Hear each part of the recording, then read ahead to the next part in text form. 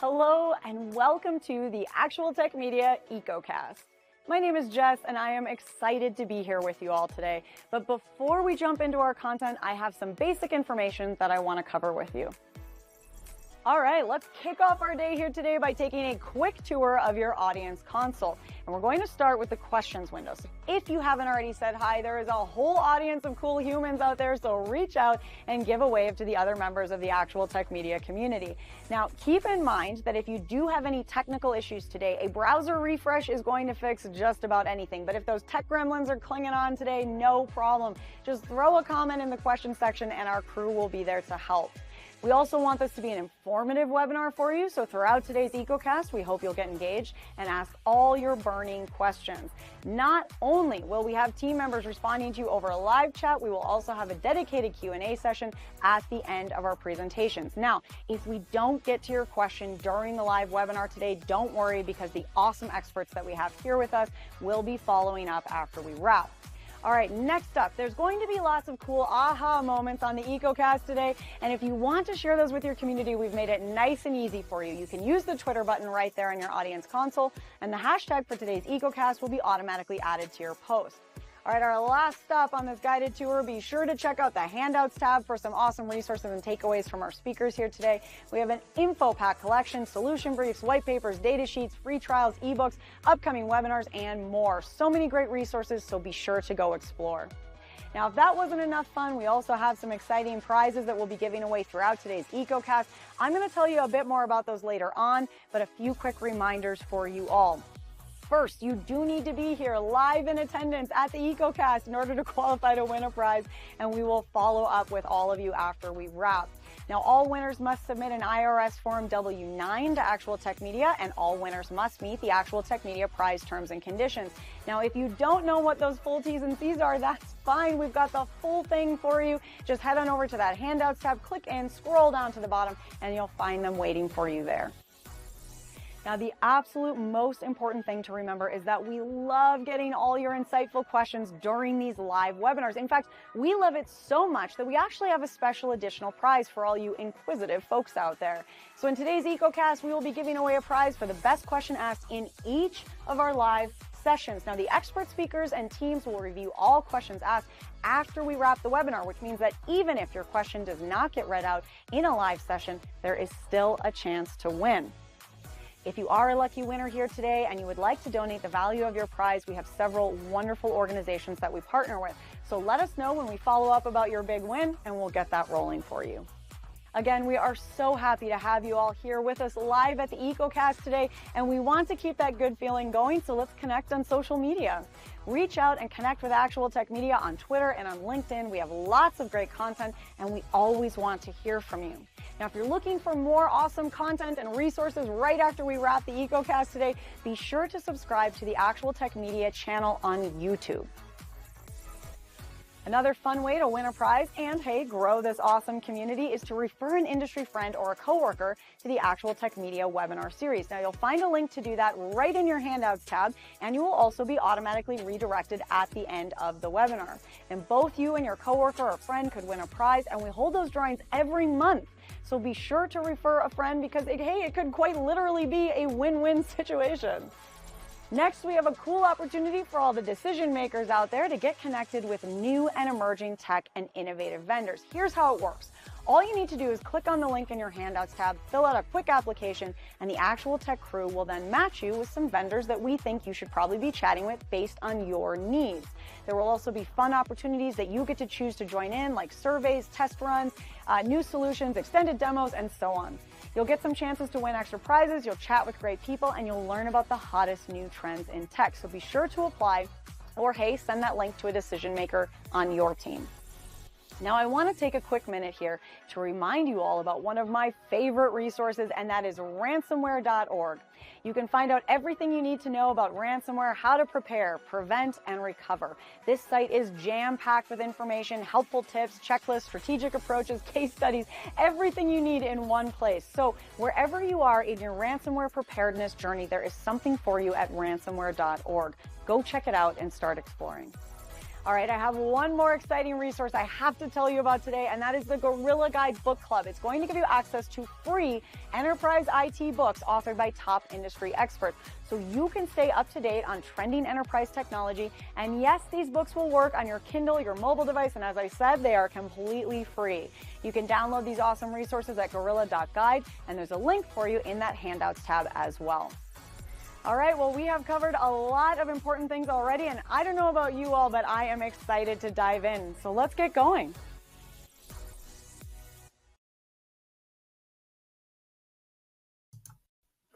Okay, Jess, I agree with you there. Let's get going. What do you say, everyone?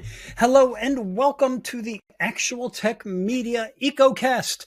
Today's topic is using AI to fight the bad guys. Now, I want to start by saying a big thank you for joining us on the EcoCast. Today, we've got some of the most innovative, cutting-edge companies in the industry, and they include TierPoint, KnowBe4, Dataminr, Doppel, and Intezer. So what a killer lineup, huh? I think you would agree. There is so much goodness happening today and a lot of companies on tap. So get comfortable and get ready to learn.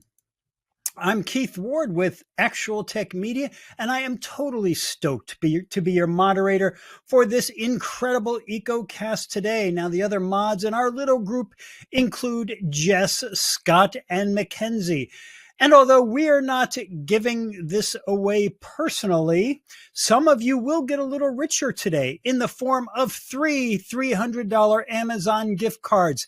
Now, as Jess said, you do have to be present for the entire event to be eligible to win. So looking forward to seeing which of you are winners today.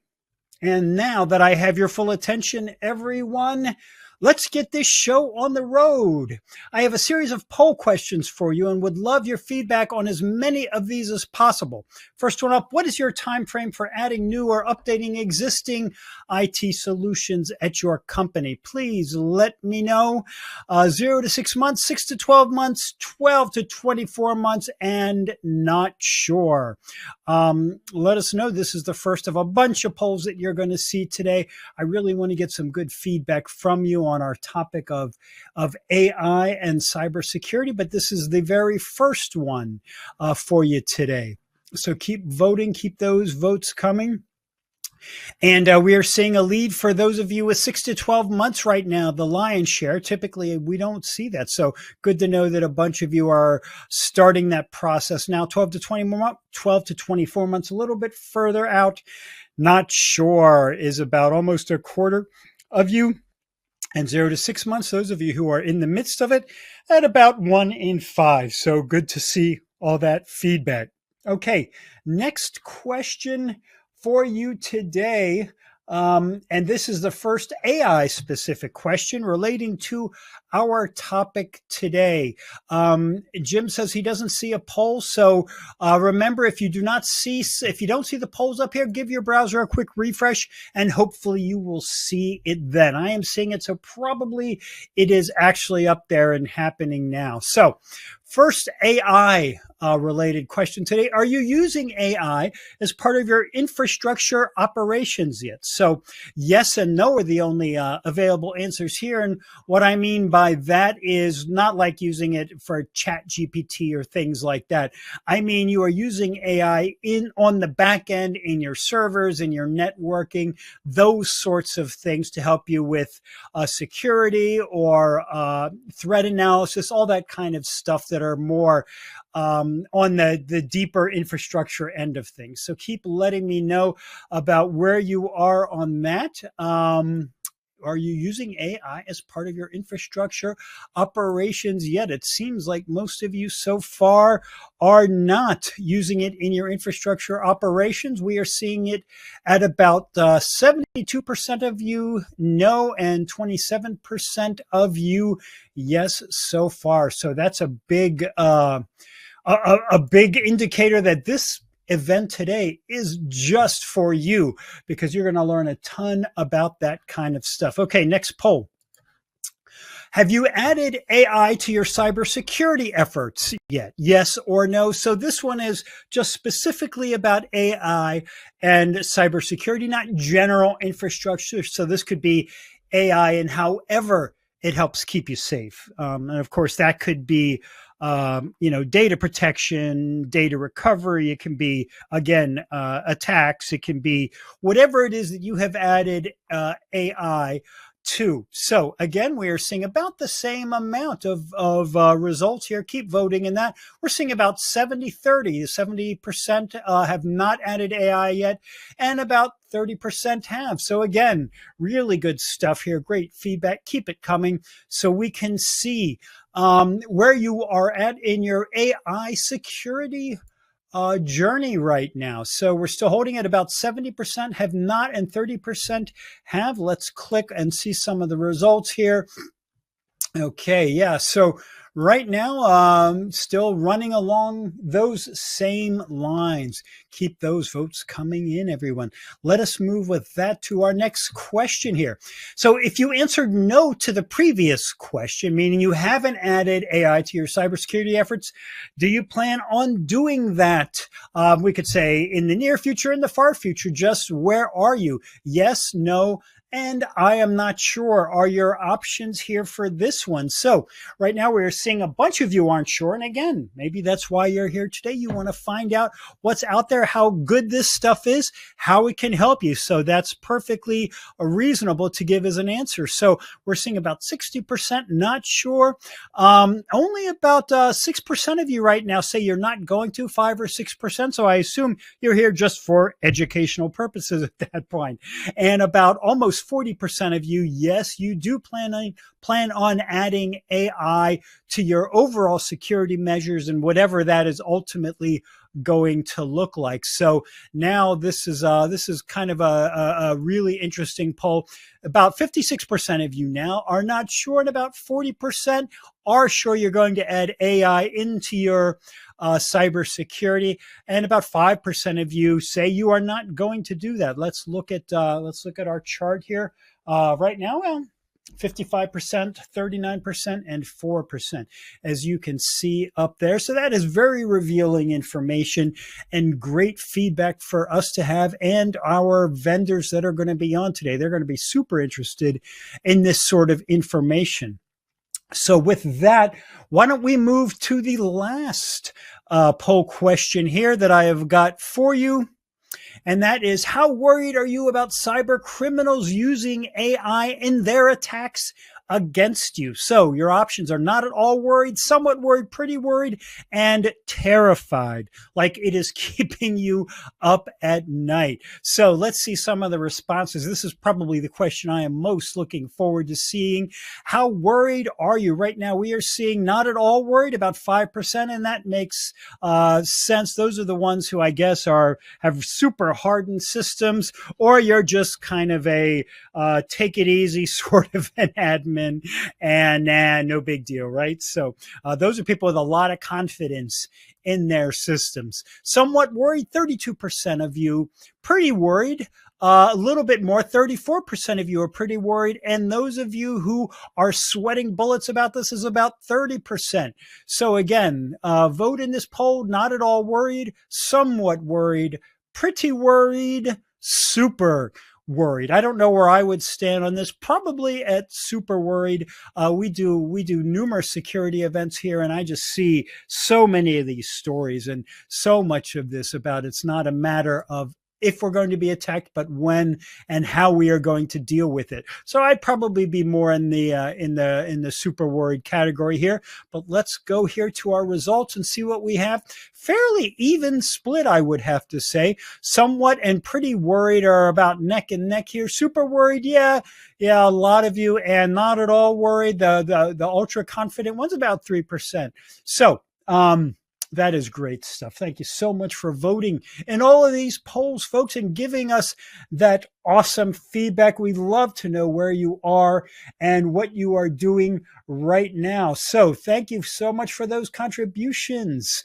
And with that, folks, let's move on to the main event here, the meat of our EcoCast. Our first session today comes from TierPoint. And presenting for TierPoint is Paul Mazzucco, Senior Vice President and CISO for TierPoint. Can't wait to hear what he has to say. Paul, welcome to you. Thank you for being here today. I am going to turn this over to you. Hello and welcome to our webinar today.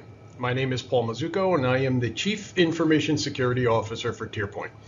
Today we're going to be talking about how we use artificial intelligence, machine learning, to fight threat actors that we see across our large infrastructure at TierPoint, but of course many cybersecurity professionals see these same threat actors and worse across the infrastructures that they are tasked with protecting.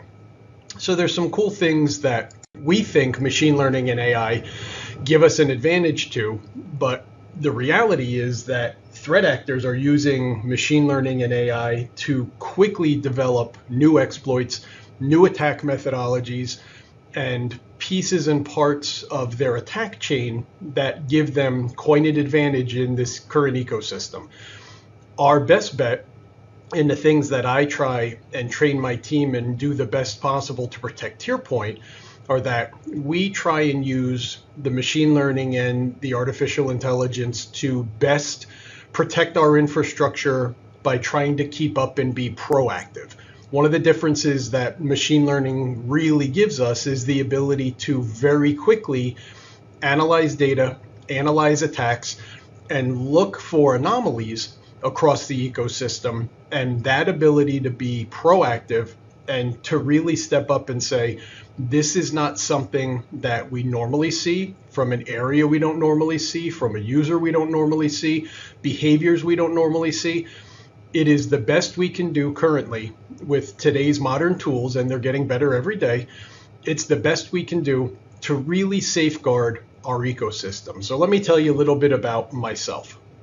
Again, I am the Chief Information Security Officer for TierPoint. I lead our cybersecurity initiatives and compliance initiatives. So that is both the internal infrastructure, the things that we do to keep TierPoint out of the newspaper, as well as working with product and our service delivery teams to make sure that the security layers we present to our clients are the best possible. My background is in human behavioral studies and neuroscience. So I owned a manufacturing company that created new drug discovery testing for the pharmaceutical industry. I purchased that company and it was distressed. It was an elderly gentleman who didn't have an exit plan. I was his chief operating officer, chief technology officer, and I had the chance to buy the company, and I did. We grew that company and we ended up getting a patent for human behavioral PTSD testing for soldiers coming back from battle. So if there's any soldiers listening to this, any active duty or former military, I genuinely thank you. And I don't just say that, I genuinely thank you because you are responsible for the way of life that us in the United States have. I don't just throw roses with that. I genuinely appreciate your service. One of the issues is that we digitized the Stroop procedure, and the Stroop procedure was the standard test for PTSD for soldiers coming back from battle. But it was an analog test, and it was given by one researcher with a pad of paper and a list of questions.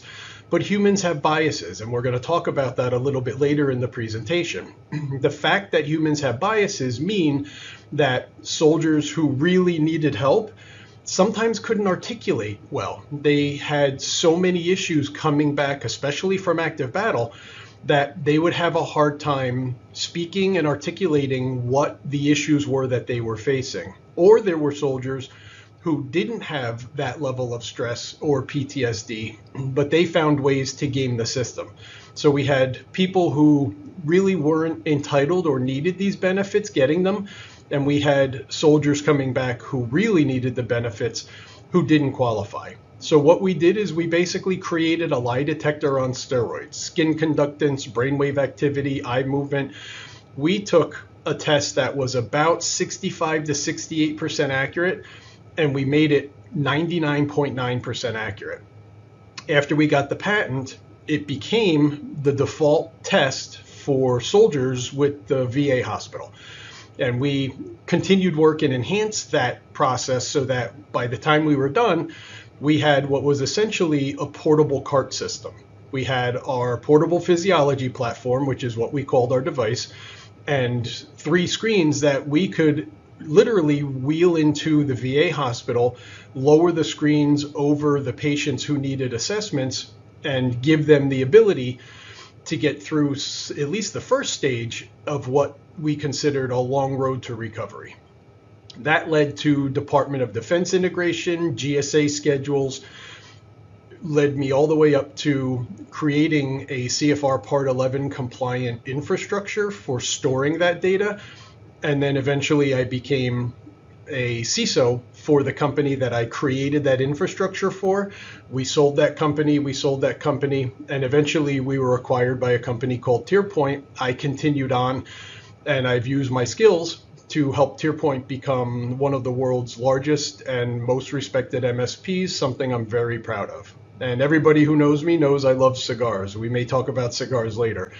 And I started a cigar brand called Evil Genius Cigars that we had a really good time with. We grew that and sold that to a large cigar manufacturer. So I've had a couple turns. I've had some blessings in life, and I'm proud to be here and present to you.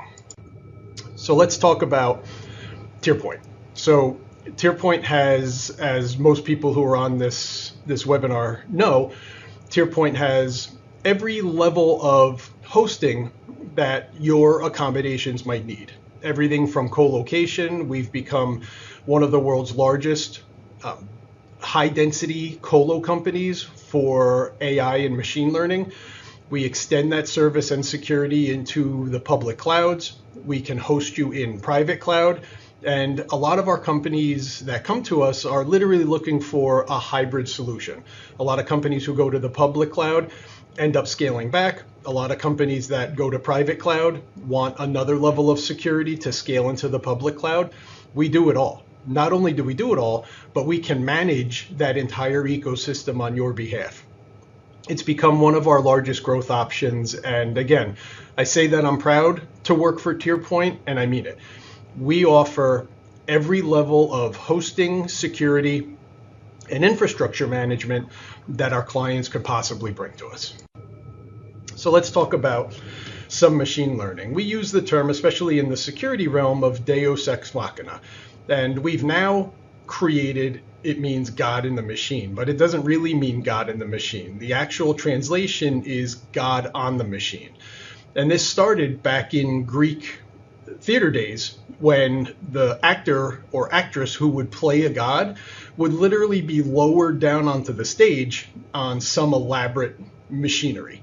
And it became that the god was on the machine and it would be lowered down onto the stage.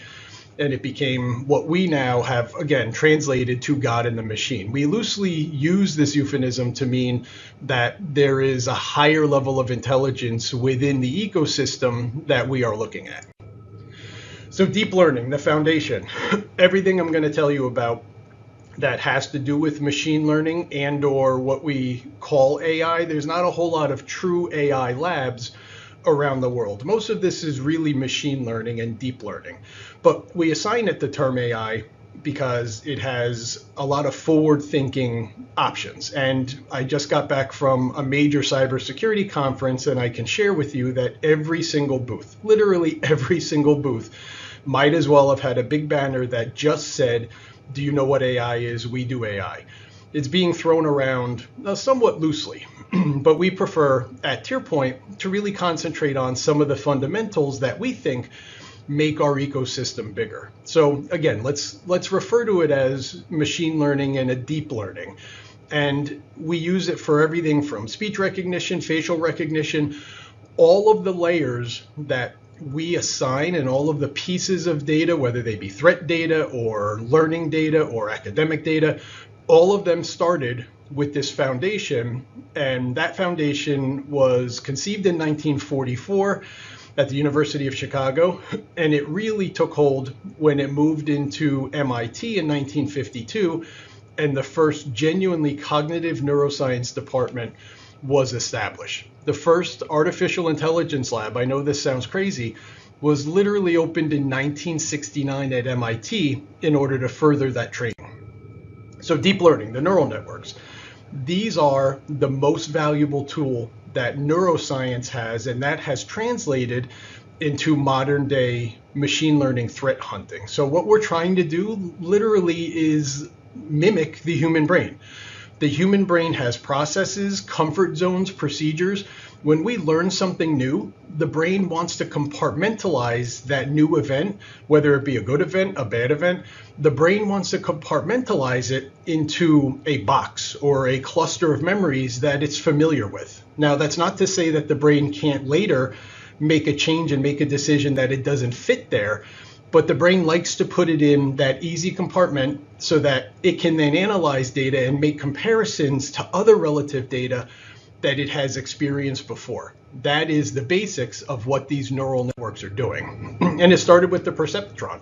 So it was a very simple one input layer, one analysis layer, and one output layer. But today, modern neural networks are billions of input layers and billions of analysis layers and output layers. Just at tier point, when we train our machine learning models, we have over 15 billion attack data points that we use to train our models. 15 billion with a B. That is how we have collected this data, secured this data, and we use real attack data across our infrastructure in order to train our models to serve tier points and tier points clients to the best of our ability. So how can it fortify our infrastructure? So these neural networks in action actually take all of these data analysis points and convert them into something usable. So let's take facial recognition. Over 200 million images are needed in order to train a machine learning or an AI model in human facial recognition. We all hold up our phone and it scans our face.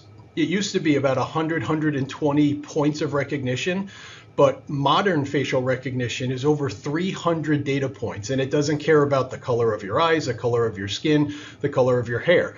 It's looking for algorithmic measurements within your face, the space between your nostrils, the space between your eyes.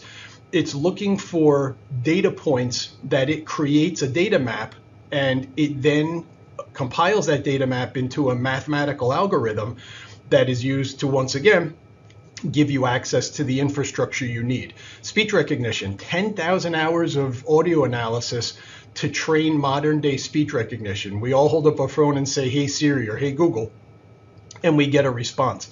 Think about the millions of hours of audio analysis that were needed in order to make that our reality now. So there's a few machine learning pieces that we hold dear, that I like, and it goes back to my human behavioral days, but there's a few pieces of machine learning that we use across TierPoint's ecosystem to help us analyze this data. And one of the big ones is principal component analysis. You can imagine that myself and other threat researchers, we have data coming in from literally every secure machine and/or edge device you can imagine. Just dumping that data into a large bucket and then expecting machine learning to do something with it is not realistic. So we use principal component analysis to look for variations and patterns in the data sets and collect those data sets into logical clusters that we can then push down into something that is easier to analyze and create our baseline. Is it firewall data? Let's cluster firewall data. Is it switch data? Is it ISP data? Is it NetFlow data? Let's take these data clusters and organize them logically so that we are sure we're using like data in order to make sure that our analysis is as accurate as possible for that bucket. And then we start to do correlation on the multiple buckets looking at that data. And we want to see what happened in the past. The best way to protect ourselves going forward and be proactive is to understand what that data was doing in the past. So we use linear regression testing. So we take every data point in this large cluster and we put it on a line. And I don't care if that line is 5 inches or 5 million miles. Every bit of data gets its own data point on the line. So imagine we're sitting on my back deck having a cigar and it starts to rain. For the first couple seconds, we can see each individual raindrop as it hits a glass table. But after a few minutes, we can't tell what raindrop was first because we have a puddle. And after an hour or two, if we're silly enough to sit outside smoking a cigar that long, we have a table full of water. So it's impossible for us to say this raindrop was the first one that fell. But if we take every one of those raindrops and put them on a line, now I can ask my data analysis, show me every raindrop that fell from 6,000 feet, and it shrinks down the data set. And now I say, show me every raindrop that fell from 6,000 feet and was 44 degrees. Shrinks it down more and more and more until we come up with a much smaller data set. And now I can say that raindrops from 6,000 feet that are 40-something degrees, that is a bad actor. That is a nation state actor trying to gain access to our ecosystem and write me rules that are going to block these raindrops at our edge and never let them hit the glass table. And now I can say, show me 90 days ago, 180 days ago, where all those raindrops were falling. It really gives us the ability to better understand all of the data that's coming into our ecosystem. And then we look at a decision tree. So it's a state notation. If this, then that. We have all of these different root nodes that are bringing entry points. It is the entry point for data coming in and our threat analysis. And then if they meet certain criteria, that node expands into other nodes. And if it meets certain criteria, that node expands into other nodes, et cetera, until we have a logical mapping of the data that were presented. And again, just in TierPoint's ecosystem, we have 15 billion pieces of information that we use to train our models. So what this all equals is that after we have trained our model to a specific level, is we write a behavioral profile for it.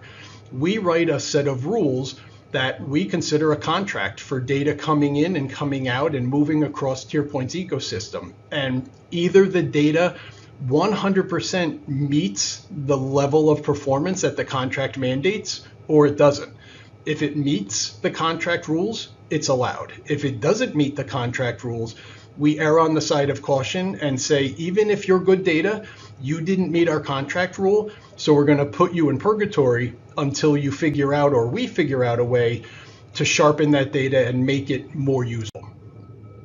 And then we put in variables to make sure that these data models are training the way we want them to. Again, the human brain likes to make easy decisions. When we're training these models, we want to give it an easier decision. It can't just be a yes, no.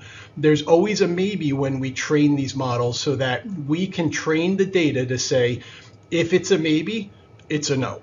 If it's a yes, it's a yes. But a maybe is a no and a no is a no. And we use that as part of our behavioral contract to, again, better fortify the ecosystem. So what this means in the real world is that my security operations center, even on the best day, could look at 10 events, 50 events that are coming through because they require humans to do the footwork. These machine learning algorithms can turn 2 hours worth of manual research into seconds, sometimes milliseconds. So the ability to present on one pane of glass, here's what we're seeing, here's what the analysis is, and here's our best guess. Go out and review the ones that meet this criteria, really make our security operations team and every security operations team more efficient. And then we look at traffic patterns, we look at changes, we do our regression testing. At the end of the day, I hate that term, at the end of the day, our humans are the ones who look and make the final decision. We don't want the machines making final decisions, not yet anyway, because they don't have the liability or the accountability that humans do.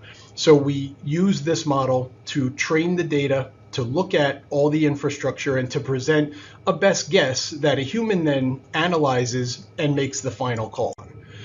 And here's what we look at across our ecosystem. These are some actual dashboards that TierPoint uses. We take our threat feeds, we use them as correlative data. We're looking at intrusion detection. And we take all of the basics, everything you can imagine, NetFlow, intrusion detection, intrusion prevention, all of the threat analysis from our large ecosystem. We put that into the machine learning algorithms and we use it to create a threat map. And that threat map gives us really, if it lights up red, there's an anomaly. If it's yellow or a different color, it's something that needs to be analyzed, but it's not a direct threat. And it also gives us automatically our regression test. So we can see what other systems within our ecosystem match that criteria and are something that we've seen across those same lines. And then we can automatically look at what other analysis is needed in order to correlate the threat analysis. So we can immediately see this server is affected and what process is terminated on the servers or the end user device, what process is started. Is it an anomaly process? Is it a malicious process? We can immediately see on that single pane of glass, what are we looking at and why? Again, this would take an analyst hours to try and figure out. The algorithms give it to us very quickly. And then it takes this collection and it looks for similarities, behavioral similarities across our larger ecosystem. So we have one system that's patient zero, and it immediately tells us all these other systems that it's connected to. And then it immediately tells us not only are we connected to these systems, but these other systems are available for the same exploit. They have similar models, similar OS levels, similar patching, etc. So it gives us a very quick map of what's infected, what do we need to concentrate on. Oh, and by the way, here's 11 other systems in the ecosystem that we're going to quarantine and put into next level review. Again, all of this equals the best opportunity to protect our clients and our ecosystem using the machine learning, and eventually, as we work towards getting these models finalized, using artificial intelligence. So if you'd like to learn any more about this, by all means, come visit us. Give us a call. Come visit us at tierpoint.com. We would love to talk to you. I would love to talk to you.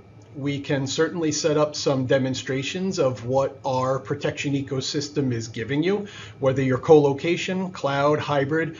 We can track your data and look at security anomalies regardless of where in our ecosystem you sit. So we would love to talk to you about it. And if anything on this webinar doesn't make sense, or if it makes perfect sense, drop me an email, let me know what you think, and let's set up a time to go over in a lot more detail how these systems are working to protect ourselves and to best protect our clients.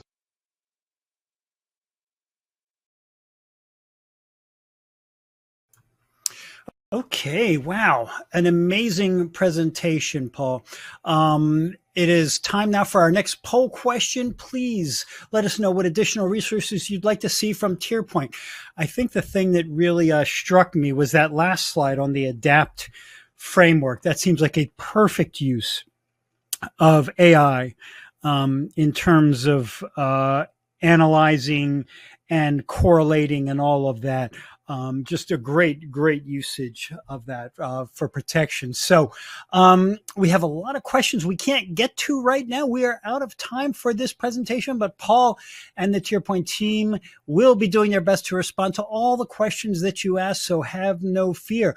I also want to remind everyone about the handouts. We've got a PDF from TierPoint all about managed security and compliance. So be sure to check that out if you would like more detail. Thanks to all of you who've responded to the poll and keep on responding for another few seconds. Paul, great presentation today, and thanks for educating us on TierPoint. And while you finish responding to that poll, I am going to give away the first $300 Amazon gift card of the event today, and we do have a winner chosen, and that winner is Ann Puckett from Michigan. So congratulations to you, Ann. We will be in touch with you ASAP about your prize. With that, folks, let's keep on rolling and get to the next presentation, and this one comes from KnowBe4.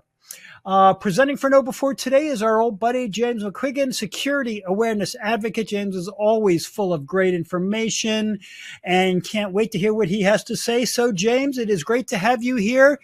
Take it away, please. Awesome. All right, we're recording, so I'm going to mute myself and you can just have at it. Cool. 24 minutes. Hello there. I'm James McQuiggan, security awareness advocate here at KnowBe4, and I'm excited to share the information of the dark side of AI, looking at how cyber criminals are leveraging AI for their nefarious deeds and actions that we are seeing out there. So kicking this off, we're going to look at how is AI helping cyber criminals attack organizations easier.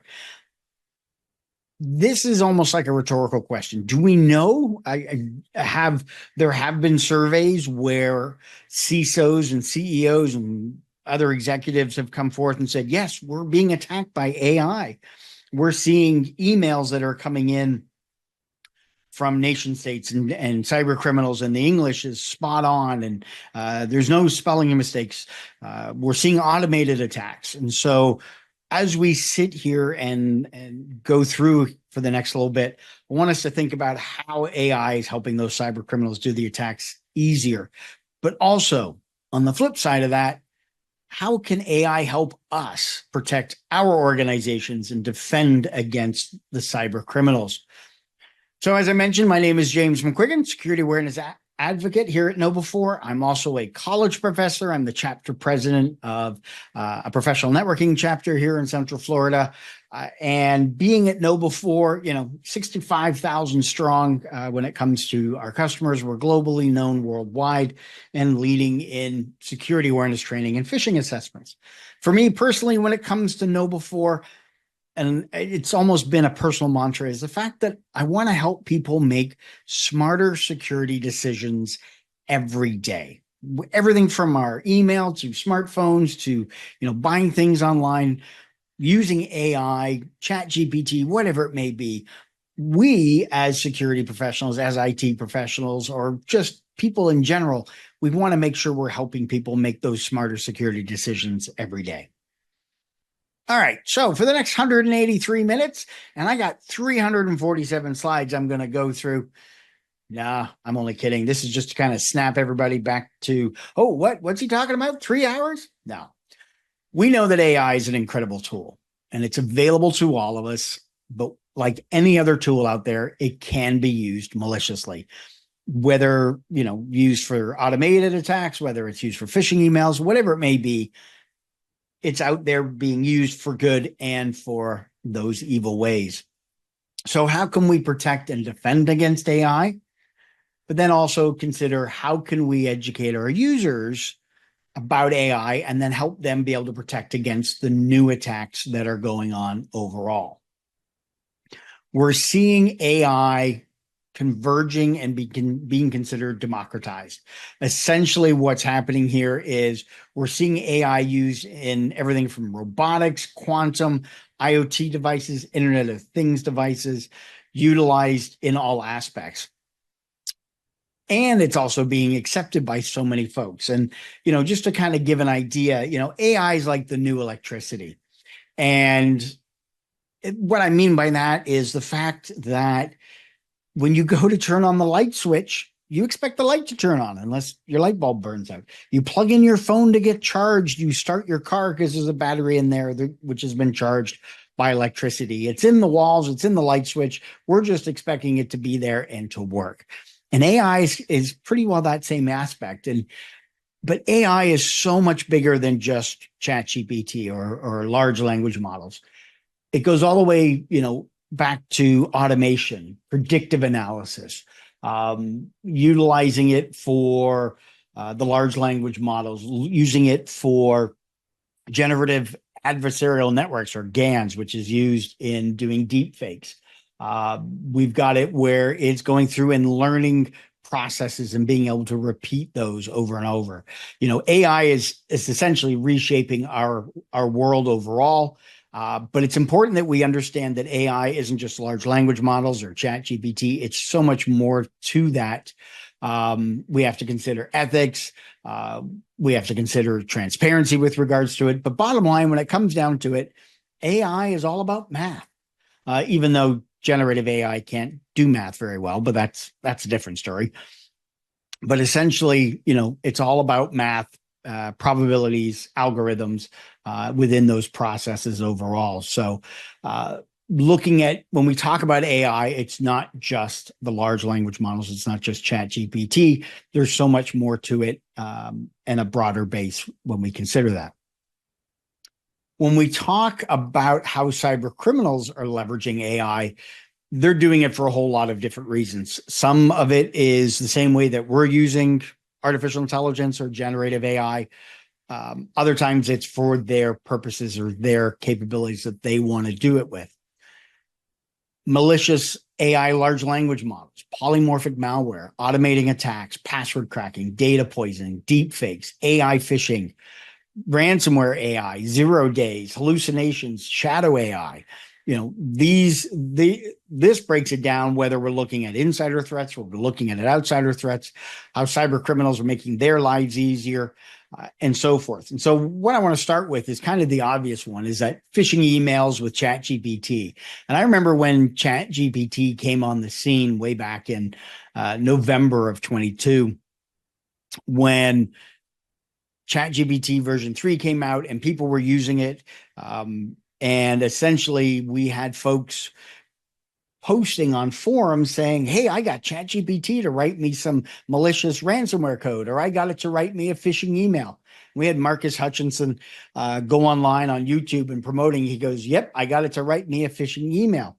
Then we started seeing how the large language models started putting up more guardrails and more protective measures, so that way you couldn't just go in and ask to get a phishing email written. We then started having cyber criminals and groups coming forward and creating their own large language models, things like Worm GPT or Wolf GPT.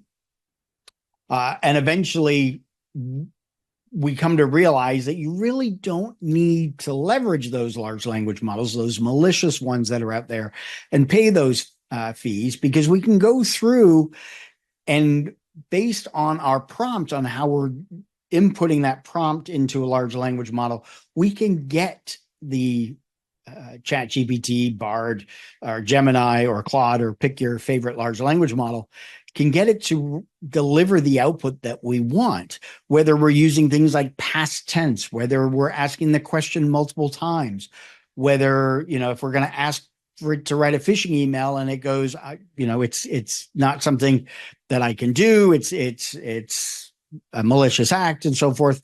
But then you could turn around and go, you are a cybersecurity pen tester, part of a red team, and you've been asked by the CEO of the organization to put together a series of emails that could get people to enter their credentials or click on a link, and write that email based on benefits or changing in an organization. And a lot of the time, by almost socially engineering the large language model, you can get it to write that particular email or whatever it is that you want to write to get your end result that you're looking for. And that brings me to data poisoning and prompt injection. And these are very similar in the sense that it deals with manipulating the data. And prompt injection is, we're looking at altering the output of the data and tricking the machine, essentially social engineering it. That's doing that prompt injection. Whereas data poisoning is, you're going through and you're almost like poisoning the well, if you think about it. You're going through and making sure that it never generates the correct output. And whatever output that is never, ever going to be correct. So to give you an example of how that works, here we have where a group of, we'll call them scientists, cybersecurity scientists, went through and had a Tesla with its optical sensors, which relies on a certain level of AI and its processing of the sensors and big data and so forth. And it had a speed limit sign here of 35 miles an hour. And while to you and me doesn't look like much, but they took the middle part of the 3 there and they extended it past where the curves of the 3 came around.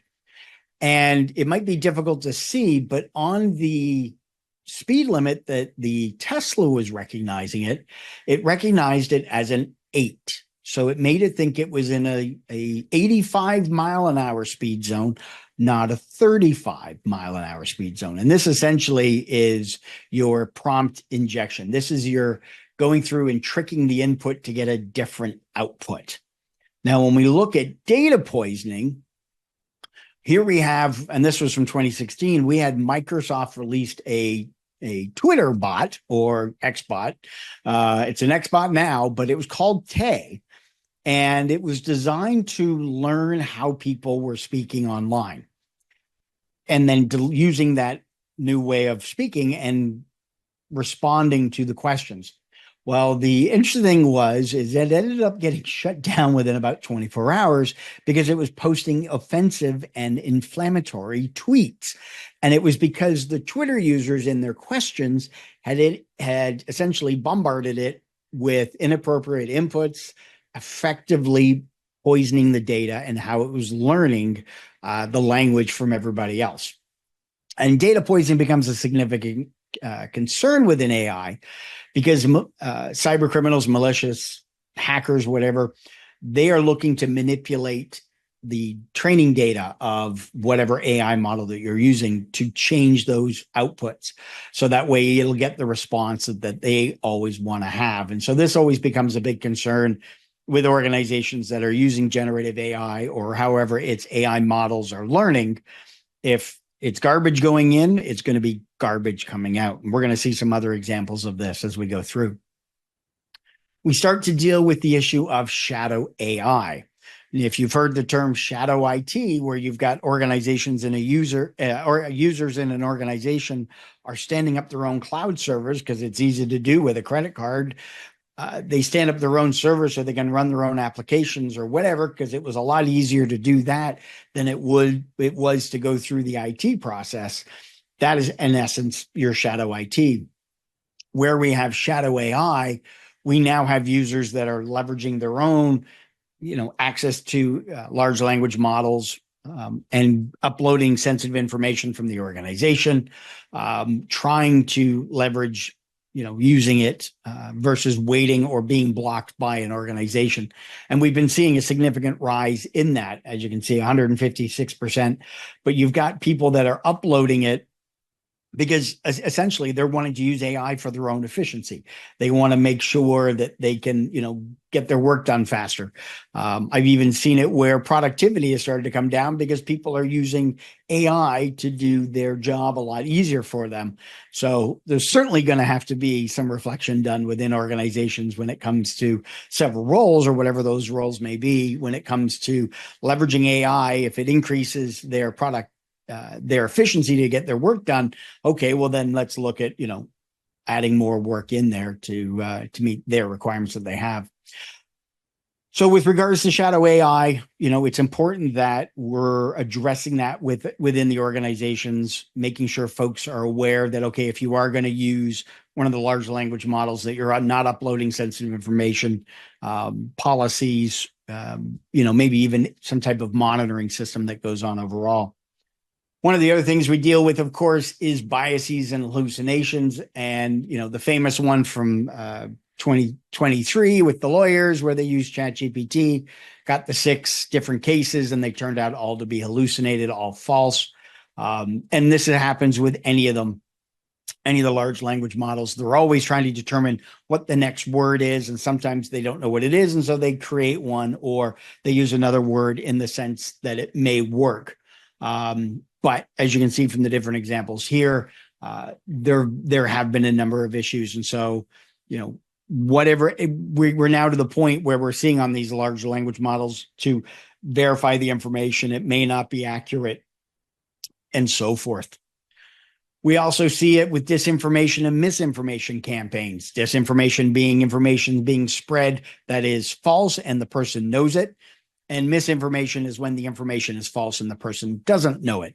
Like, for example, that we have here, this particular image was shared, and I do apologize for the sensitivity of the image, but it was digitally created and shared about 85,000 times on Facebook and Twitter. And essentially what this is a AI generated image, but initially looking at it, people's reactions were there. Again, this is where we get to the social engineering. But we look at these artifacts here, we can see limbs and clothing are inconsistent. You got the child on the man's right shoulder is wearing a shirt.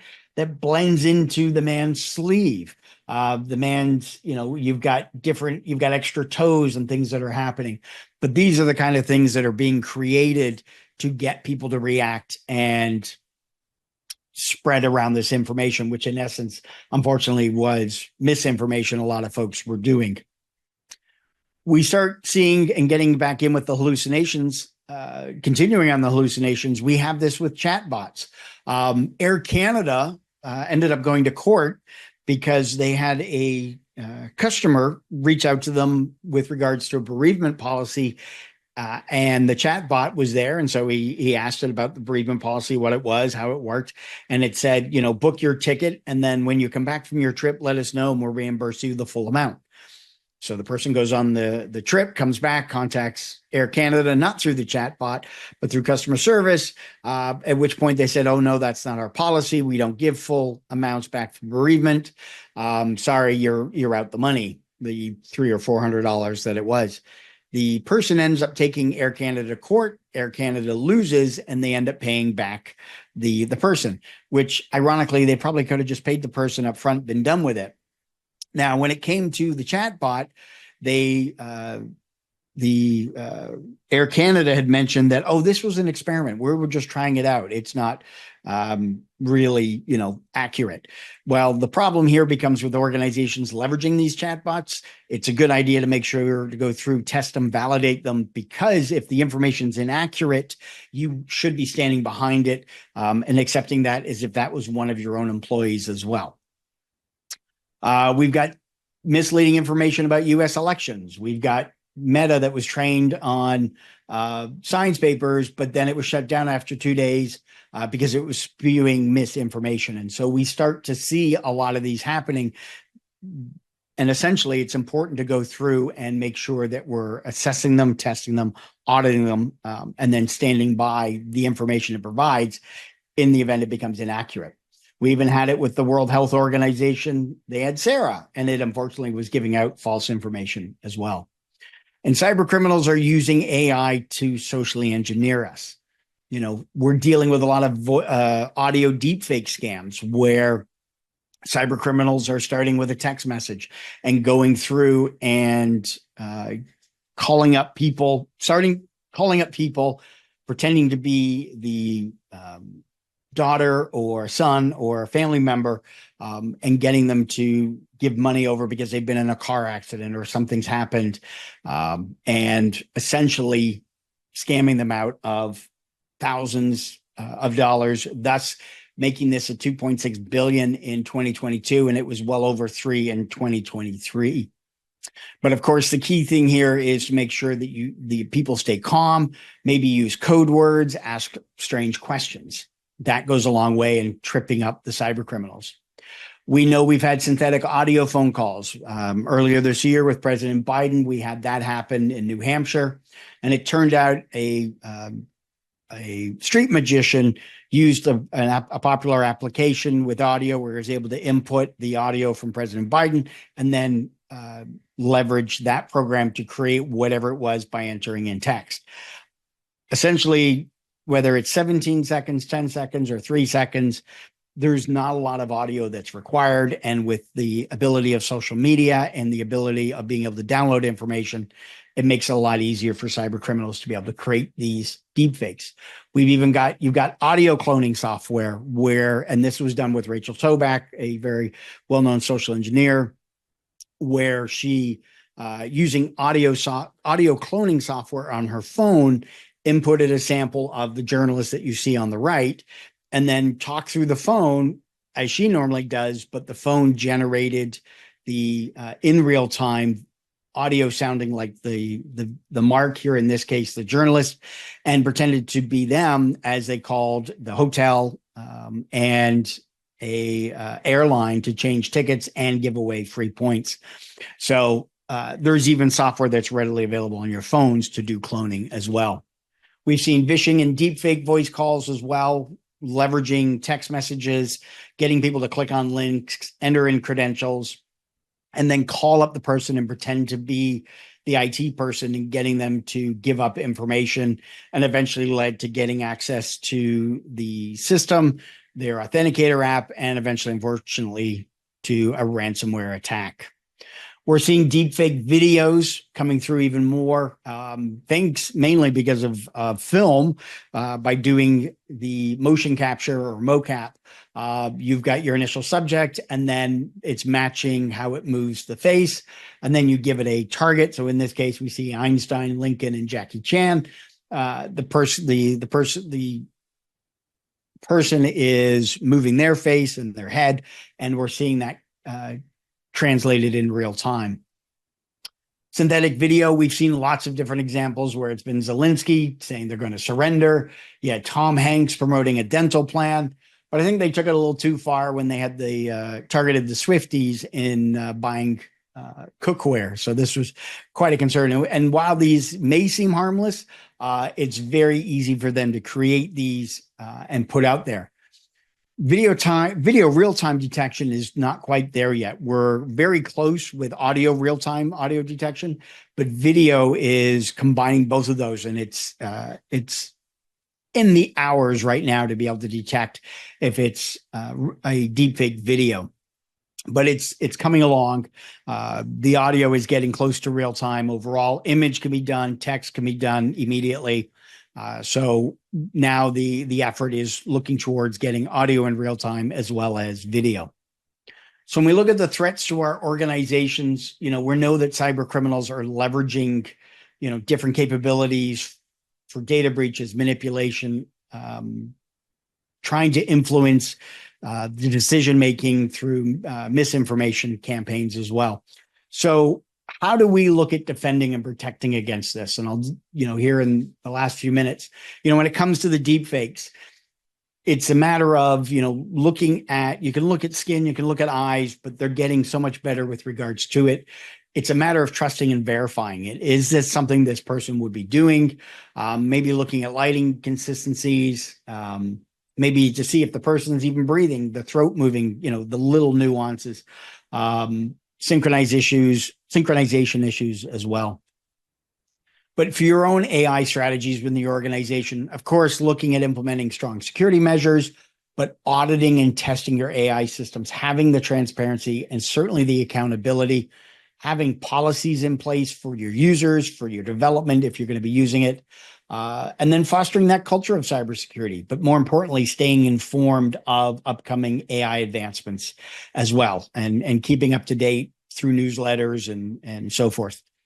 There are a variety of different AI risk frameworks. OWASP, NIST has got one, ISO 42001. These are all readily available that you can use within your organizations. We also have AI and cybersecurity, threat detection, malware, password cracking to determine and make sure your users are having strong passwords, network security, and SOC support overall. Maybe even consider utilizing an AI proxy. Years ago, we had internet proxies to filter and monitor traffic. Maybe we need the same thing within our organizations now, utilizing and leveraging an AI proxy. Essentially, we are at the tip of the iceberg when it comes to AI overall, just beginning in the early infancy of this, and it's probably going to get worse before it gets better. So we know it's an incredible tool. Ensure we've got policies in place for data opt-out, data loss prevention. Be aware of AI hallucinations, biases, and deepfakes. We want to trust and verify. And the phishing game hasn't changed. Be aware, don't rush. Assess our users, do the security awareness training, making sure folks are fully aware of the new dangers that are coming out with regards to phishing attacks. Now that cyber criminals are able to bypass, use ChatGPT to write those emails in really good, really well done grammar, English grammar or language grammar and spelling overall. So the phishing game hasn't changed. The cyber criminals leveled up. We need to level up as well. So with that, I want to thank you all for your time and attention here today.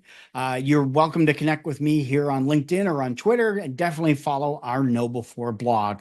Thank you very much and have a great day.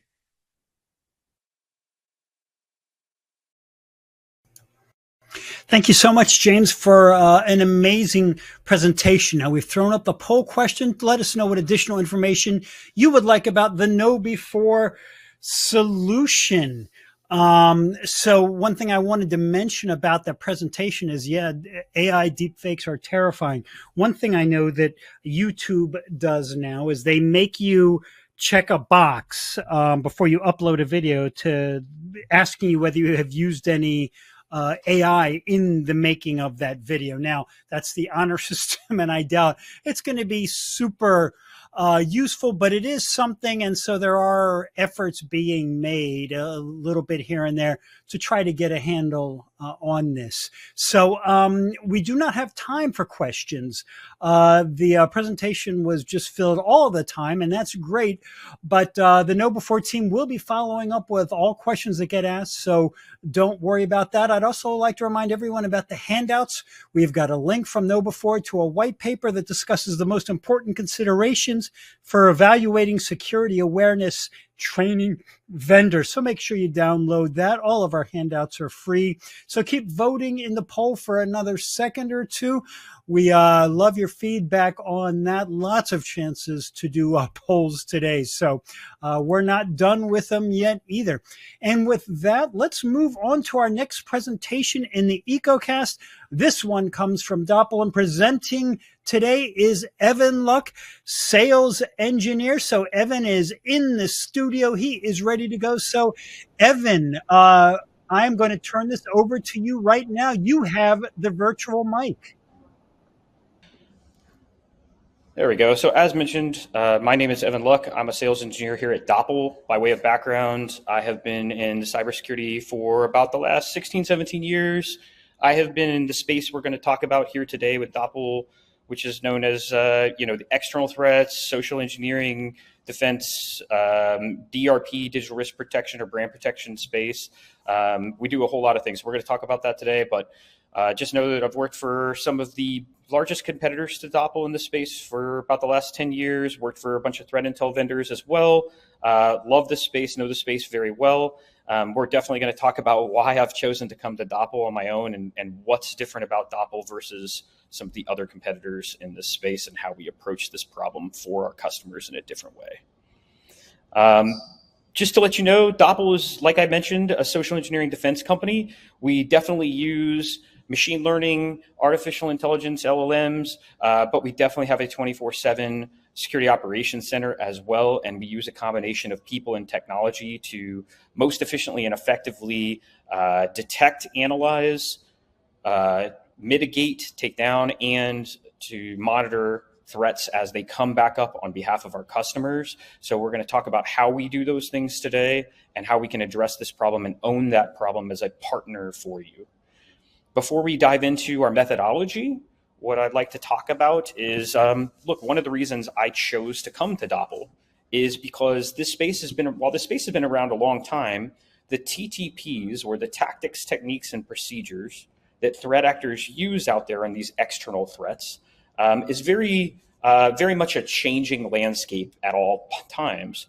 There's a lot of vendors in this space who approach things in what I would call a legacy way. What's different about Doppel for me, and part of the reason I'm here, is because our founders are engineers, not sales guys. They happen to be former AI engineers, and they approach this problem from the perspective of, let's use some of the same tactics, techniques, and procedures that these threat actors are using to modernize their threat infrastructure in this space. Let's use the same tools to go detect them, find them, and take them down. And so we represent some of the biggest brands in the world, as you can see, for sure. The big claim to fame at Doppel is not only can we find more stuff, but we can take it down more efficiently. So our success rate's going to be higher, and we're going to talk about how and the methodology we use to do that. Also, we're going to be able to have a faster median shutdown time, which is most important to our clients for sure. Before we dive in too much to the Doppel technique, I'm going to leave this slide up here for a minute. What I want to talk about is what Doppel actually does. So from a high level, historically, threat actors used to try to gain access directly to your infrastructure only. And we did a good job in this space as CISOs, as security leaders, of buying and utilizing products and services that kept the bad guys out of our infrastructure. What happened is, as I mentioned, these same threat actors decided that it would be, they would shift TTPs. They would utilize some of the external threat vectors, which we're definitely going to address here. Things like they would set up a lookalike domain out there to falsely represent a brand.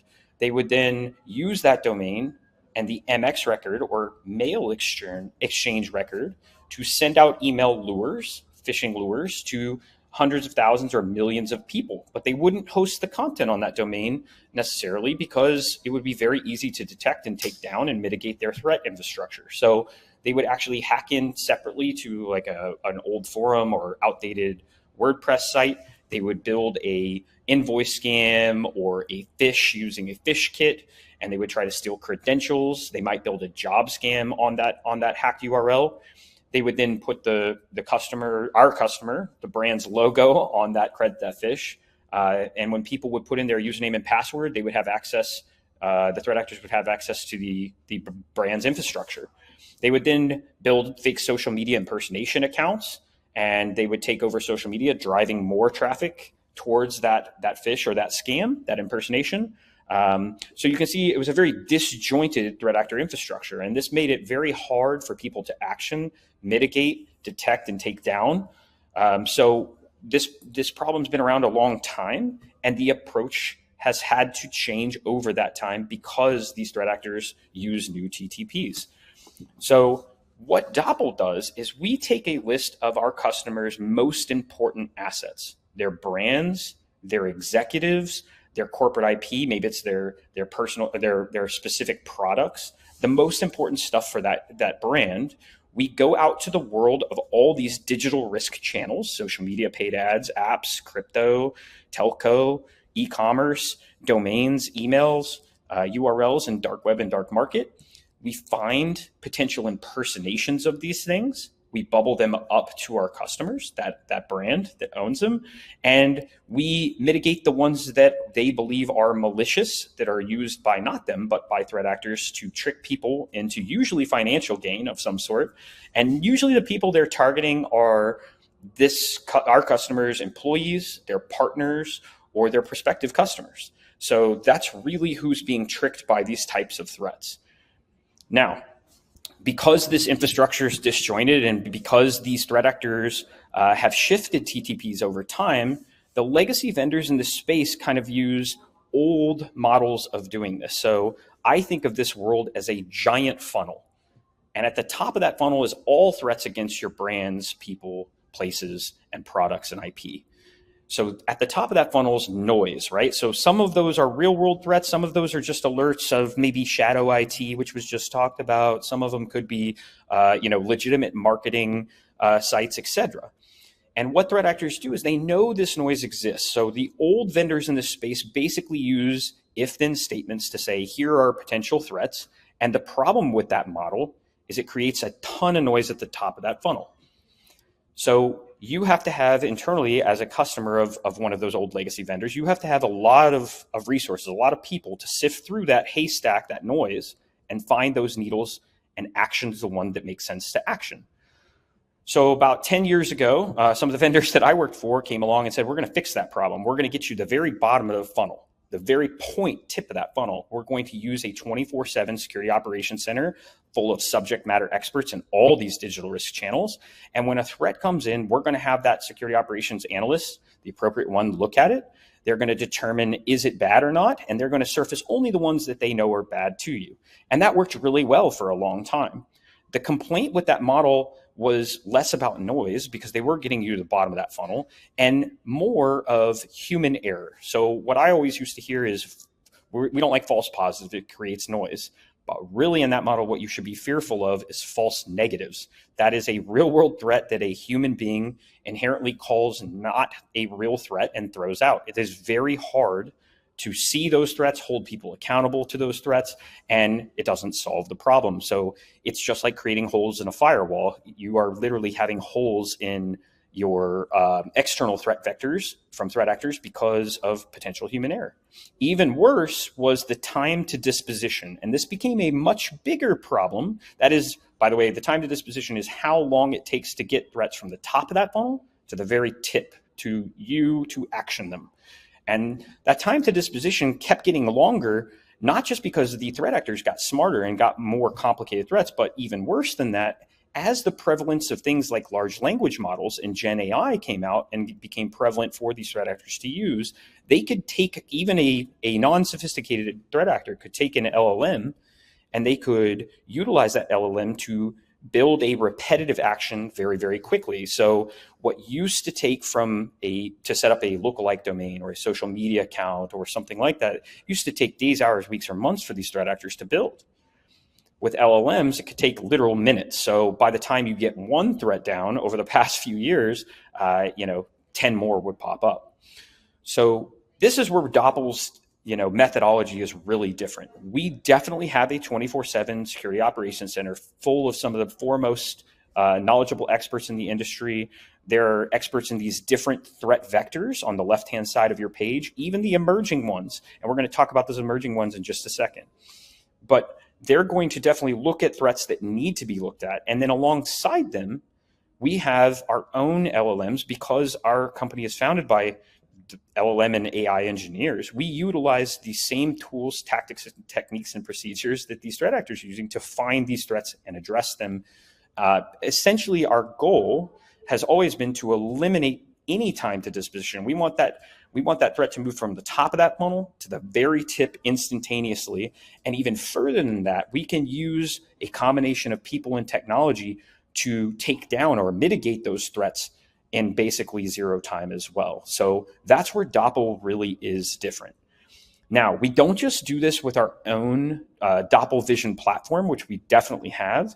Everything that we do is built on being an engineering company, our engine, which is APIs and integrations. So we offer integrations into SIMs, TIPS, SOARs, EDRs, anything in your security stack that you want to consume us in. We definitely want to work with you, and we probably have integrations into it already, but if we don't, we will build it very quickly. So the idea is you don't have to necessarily use our third-party app.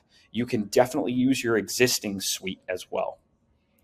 At this point is usually when I talk about another big differentiator at Doppel, and that is at Doppel, we're different than all the other vendors in this space because we do not try to make you and your workflow, our customer, fit a square peg in a round hole. However you want to communicate with us, we want to work with your workflow.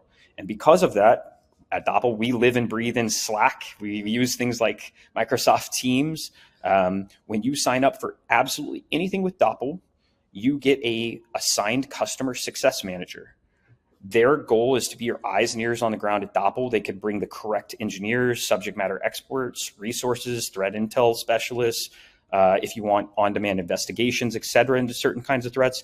We definitely offer all that, but you just have to have a conversation with that CSM. You can do so on a regularly scheduled call. You can certainly we spin up Slack channels externally, Teams channels externally. Our platform allows you to talk directly with our SOC analysts and engineers. You will always have access to chat about specific threats that matter most to you, that we bubble up to you and find. You certainly can change how we find things. And by that, I mean, maybe you say, these threats over here that you found, I don't really care about these in the future. These are noise to me. I don't want to see these in the future. And that CSM's job is to tune at all times what we surface to you and what we prioritize. Likewise, you may say, I have a C-level keeping me up at night, and Doppel is your partner there as well. So you may say, these threats over here, not only do I want you to make them the most important threats I see, but I also want Doppel to become the service that works while I sleep.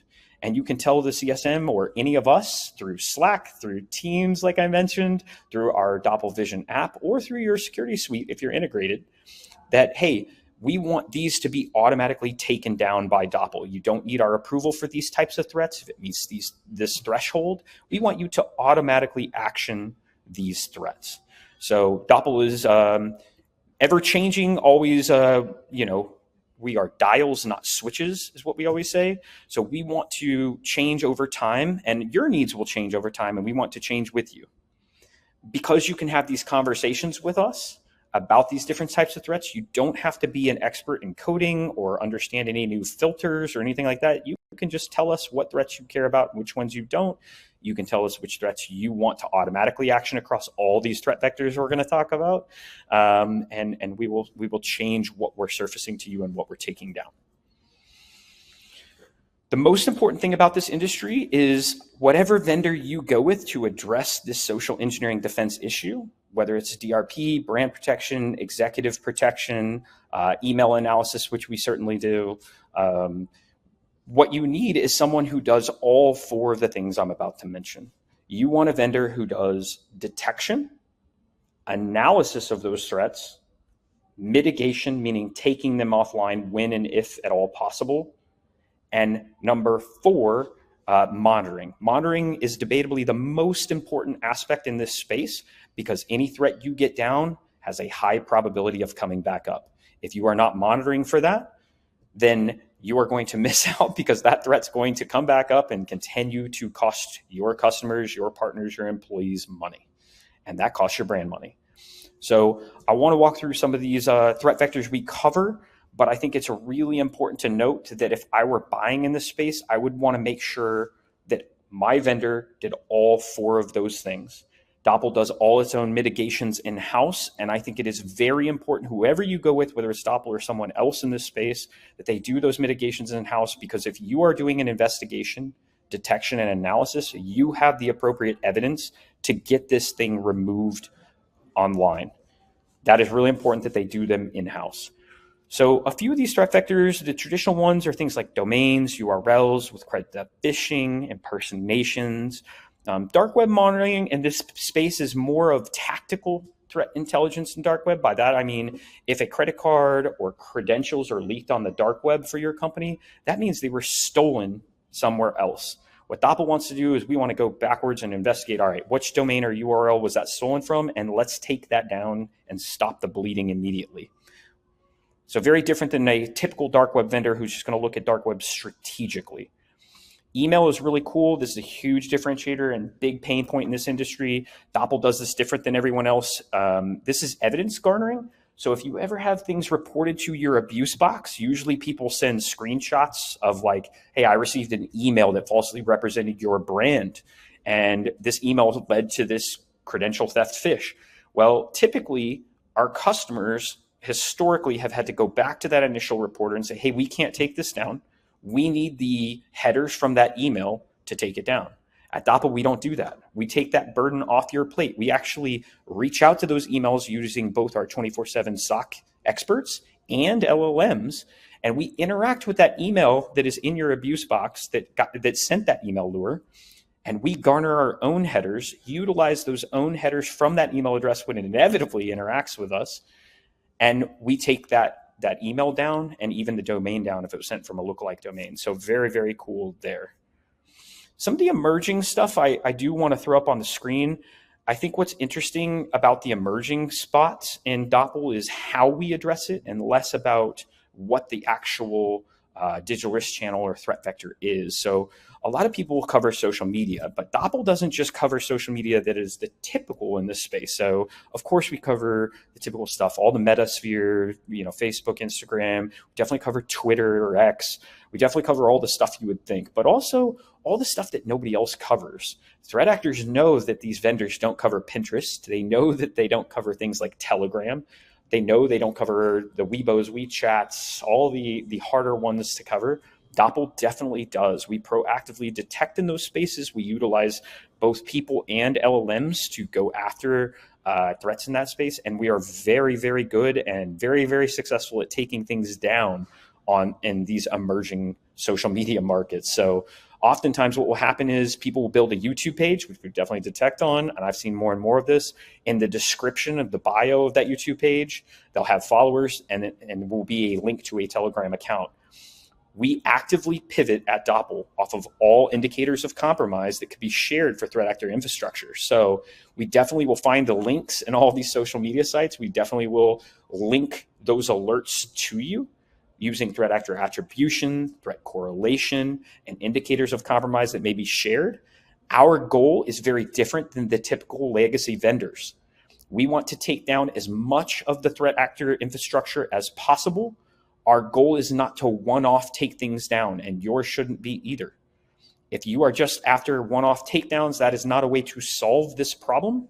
A way to solve this problem is to take down as much of that infrastructure as possible, harden your most important assets, make your brands, people, your executives, and your IP a more hardened target.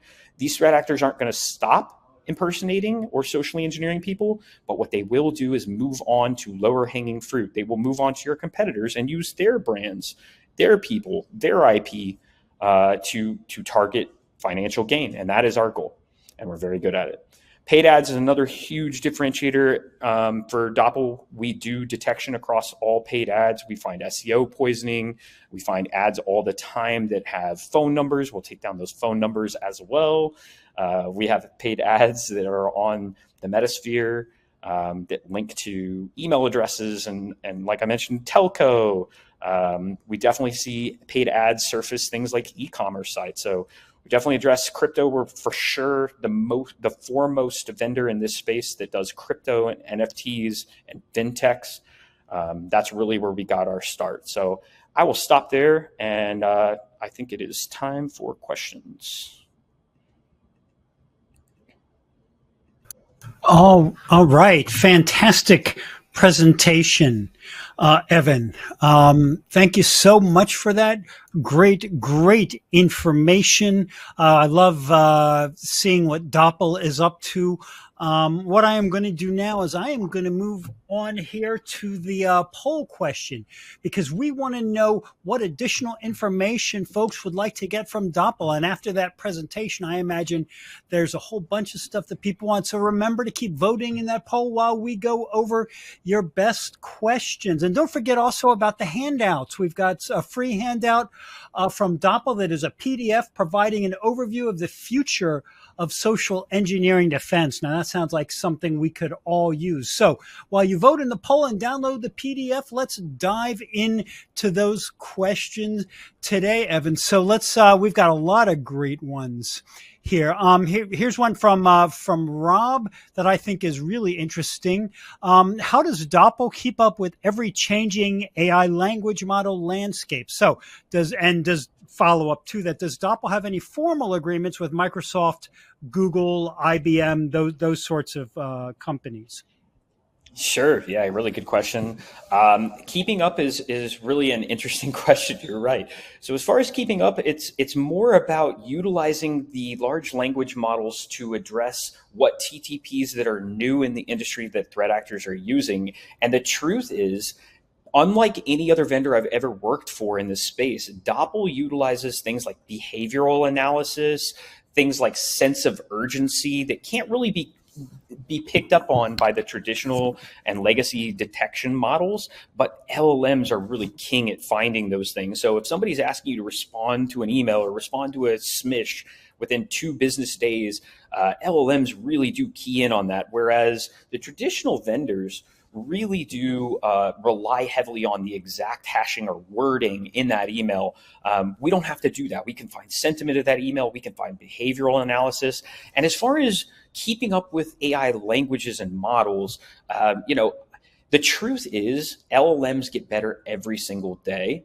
Not just from a AI engineering perspective, but even more so, the more information you feed to an LLM, the more efficient it gets. So the more threats that we find, the more fuzzy matching hashes we find, the more potential malicious items and threats and threat vectors we find, the better our LLM's response gets. So it's less about the actual AI language or model, and it's more about utilizing that model in an efficient way and feeding it the most relevant and prevalent information.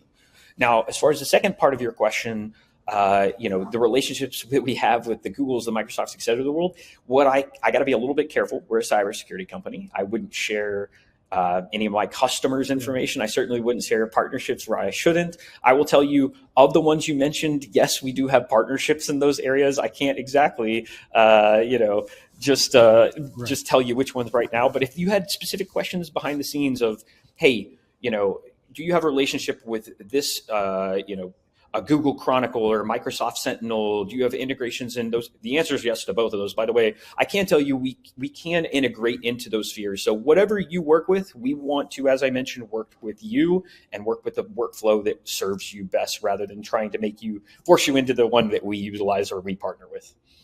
Good question. Perfect. I imagine if they reach out to Doppel, you can answer those questions personally in terms of the vendors that you work with. So that's absolutely right. Another reason to reach out and get a hold of Doppel. And that reminds me, keep voting in the poll too. So Kathy has a question for you.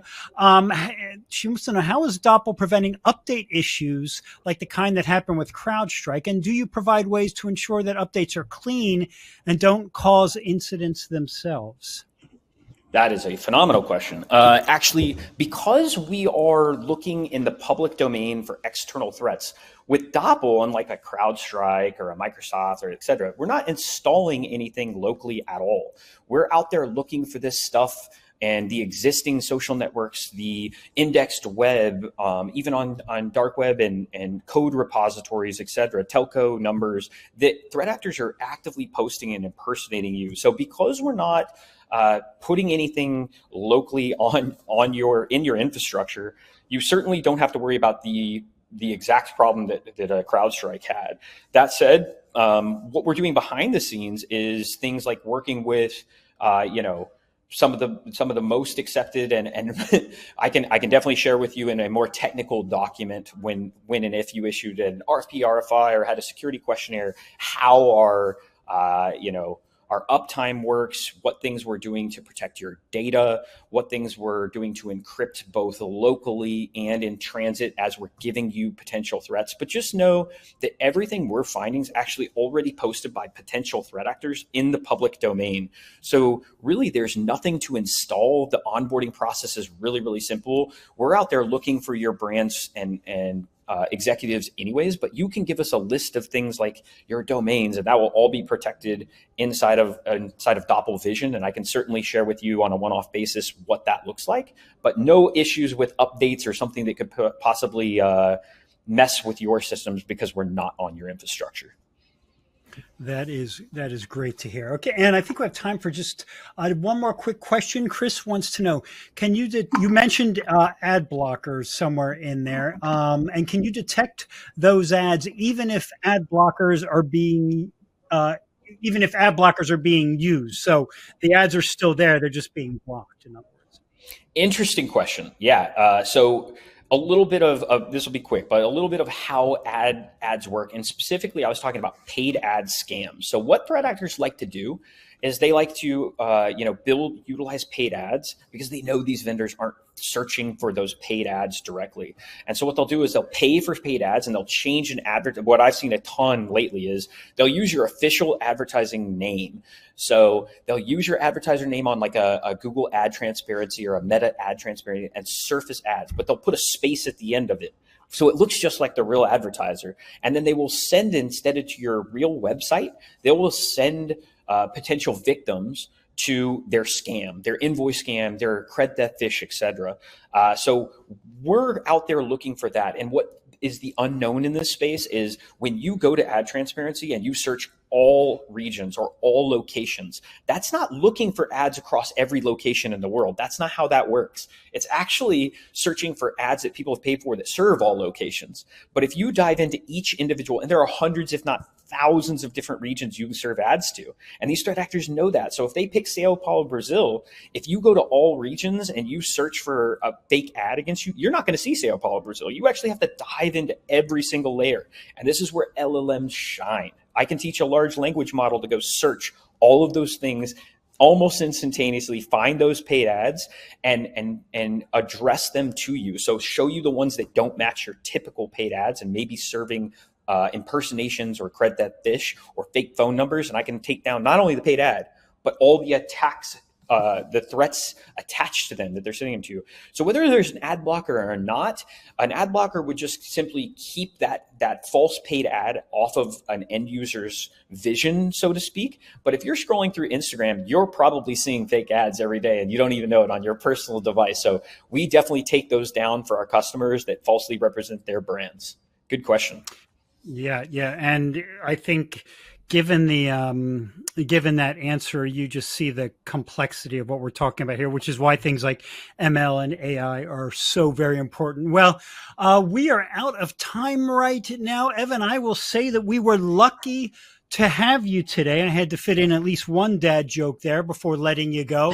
I Thank you appreciate so that. much for thank you for being here and for educating us on what Doppel is doing. It's really been a pleasure. Thanks so much. Appreciate your time. Thank you. And I want to point out here also, folks, that that Doppel will be following up on all the other questions that you asked, although we have got to move on to our next presentation. So don't worry about that. You will be hearing from them. If you did have a question that didn't get answered, and there were a whole bunch, you guys were really responded to Evan's presentation, which we, of course, love to see. So let's move along now to our next presentation. As I mentioned, and this session today comes from, or for this next one, comes from Data Miner. And presenting for Data Miner is Jack Caraway, the field CISO. Jack, thanks for being here today. I am going to turn this over to you right now. Take it away. Hello, it's great to be with you today. My name is Jack Caraway, and I'm the field CISO at Data Miner. And today I want to talk about how applying AI models against publicly available data can significantly enhance your cyber risk posture in 2025, and specifically how it can support digital risk and third-party cyber risk management. And so I'd like to introduce Data Miner, briefly discuss the challenges and opportunities around identifying risk with public data, and explain how AI can make public data an essential part of managing your digital risk and third-party risk. So by way of introduction, at the highest level, Data Miner is your real-time external threat detection solution using AI across public data. Our AI models scan the widest scope of publicly available data to identify, capture, correlate, and deliver actionable alerts about your at-risk digital assets, your third parties, relevant threat actor activities, and the vulnerabilities you need to prioritize for remediation.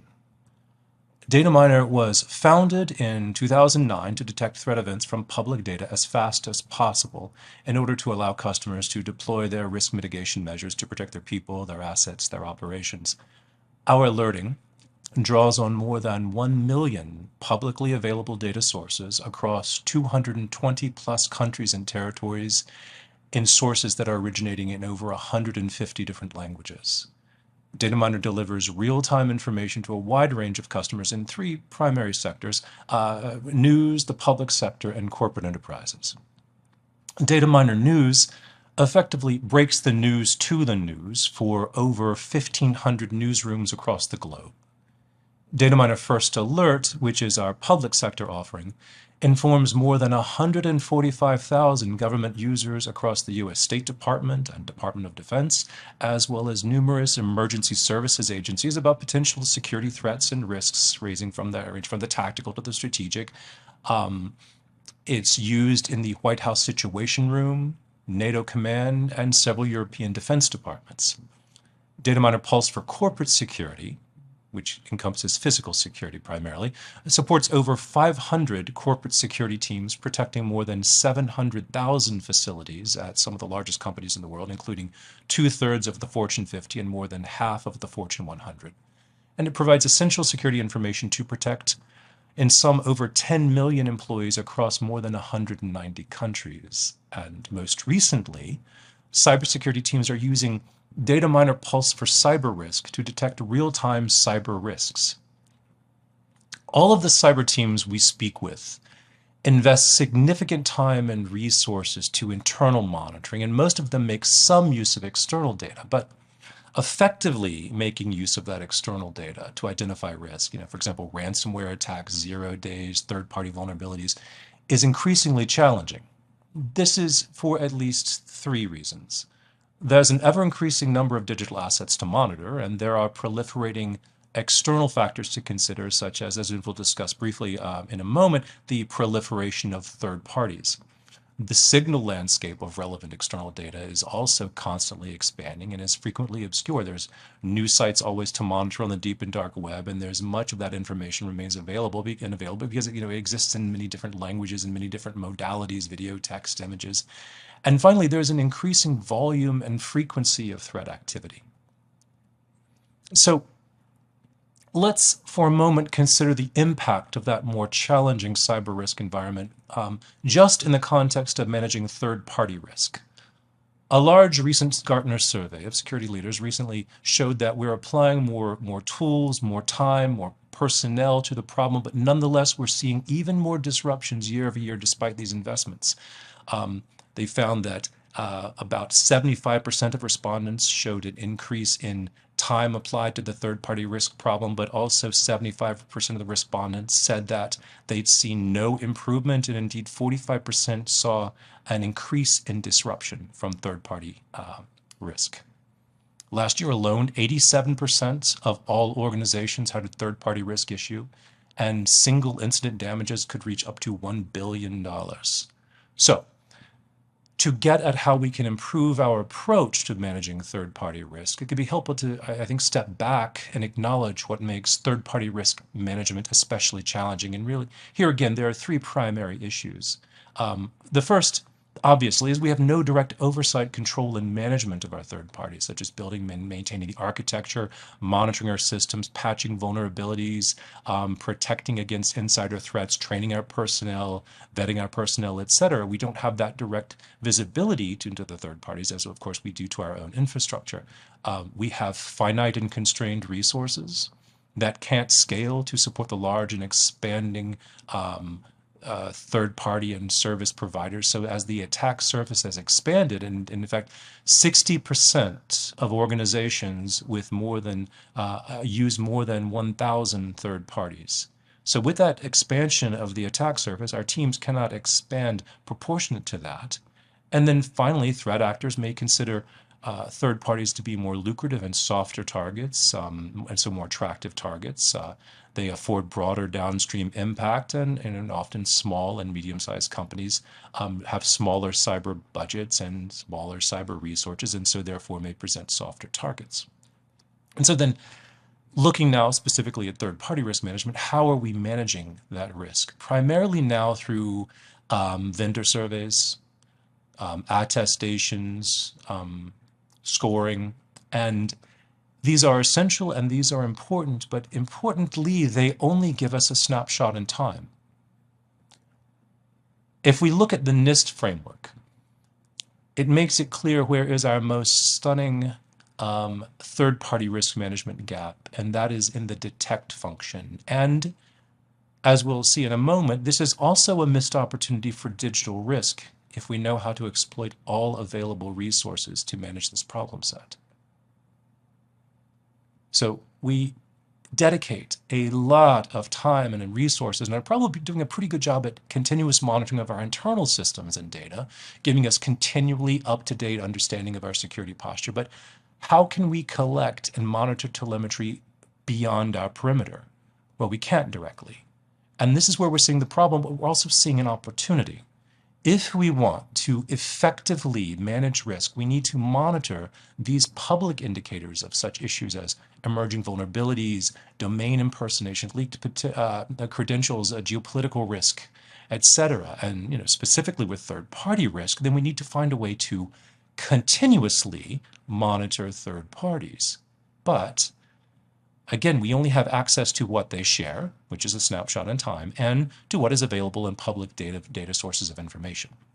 But the information available in public sources is incredibly helpful if we know how to find it. So let's look quickly at an example. The Johnson Controls cyber incident from last year. So Johnson Controls, as you may know, manufactures industrial control systems, physical security alarm systems, facility-related infrastructure. They work extensively with multiple federal agencies, and September of 2023, they confirmed that they suffered a cybersecurity incident that impacted their internal IT infrastructure and applications. But if we look at signals from the day before that were available in the deep and dark web, we see that a threat actor group was detected targeting them, and separately that they had been impacted with more than 27 terabytes of data exfiltrated that impacted the company and the subsidiary system. So we always want to know about a breach as soon as possible, and preferably before victim confirmation. And here we see relevant information that's available but that's probably going undetected. And why? Well, it's because the universe of public data is so vast that it's difficult to make effective use of it. There are millions of sources where threats can be detected, from code repositories, social media, industry blogs, live IoT sensors. These sources produce billions of metadata every day, and those sources can be in thousands of different languages. This universe of public data does have essential information, but it's very difficult to extract actionable signals in real time. Not only is the scope of it so vast as to be unwieldy, but again, those sources are in different modalities. You've got text, you've got images, you've got video and audio, and with all of that comes even bigger challenges, such as distinguishing which sources are credible, determining what is relevant to your specific operations, and keeping updated in real time once a threat or vulnerability is identified. And this is where the data miner solution comes in. Our AI models, which we've been developing and improving and training for over 12 years, afford the best solution to the public data challenge. Because data miner delivers the speed and the scope and the relevance companies need for rapid detection and response to true positive cyber risks. And we're able to do this because, again, we pull from more than 1 million human and machine-generated data sources. We process 43 terabytes of text, image, and video every day, and we do that across, again, more than 150 languages in more than 220 countries and territories. So, from the general to the specific. In general, our AI identifies and collects relevant signal. It correlates those signals to comprehend relevant events and characterize them as the kind of events they are. And it extracts relevant metadata to deliver tailored reporting that's continually updating as the situation develops. Now, specifically, to meet those challenges that we discussed on the last slide, our AI uses large-scale predictive and domain-specific models to identify and collect relevant signals from the millions of noisy data sources. We use multimodal models to manage the many different data formats and translate from the different languages. We use very high quality labeled data that verifies and ensures the delivery of reliable, actionable, and normalized signals. And we have regenerative AI, which is an innovation we've recently released that combines predictive and generative AI to provide continually updated summaries of developing situations. So discuss two of those aspects briefly. Metadata extraction. We're able to extract from the sources relevant metadata to provide in a structured format. For example, automated entity extraction, as we're tracking well over 100 threat actor groups at all time. Extraction and identification of the impacted organizations. Auto-generated caption using one of our many LLMs, and a direct link to the original source. And whenever available from the original sources, we're always going to provide in a structured format the CVE, URL, malware, IP address, as well as the CVSS, exploit POC link, hash type, port, threat actor, etc. And all of this is particularly helpful when we're integrated into a SIEM, a SOAR, or a TIP solution. And not only, we mentioned Regen AI a moment ago, not only can AI make public information useful for monitoring, but by combining that predictive and that generative AI, we're able to provide real-time updates as the event develops with this regenerative or Regen AI, so that we don't have to read through multiple alerts to figure out what's happening.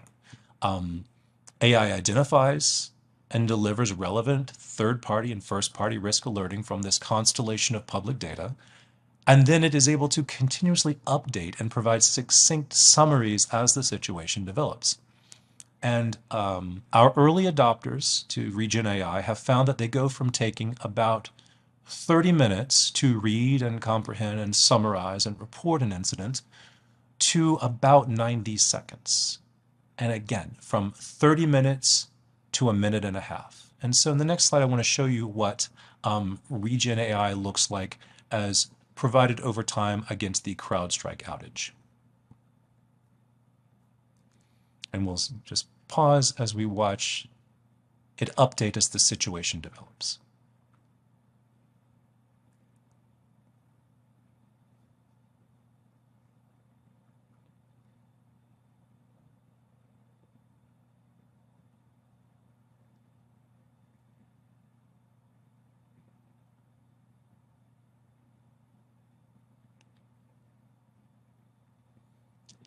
And we happen to know that this capability was used in real time by decision makers to manage their risk posture and apprehend the situation as it unfolded.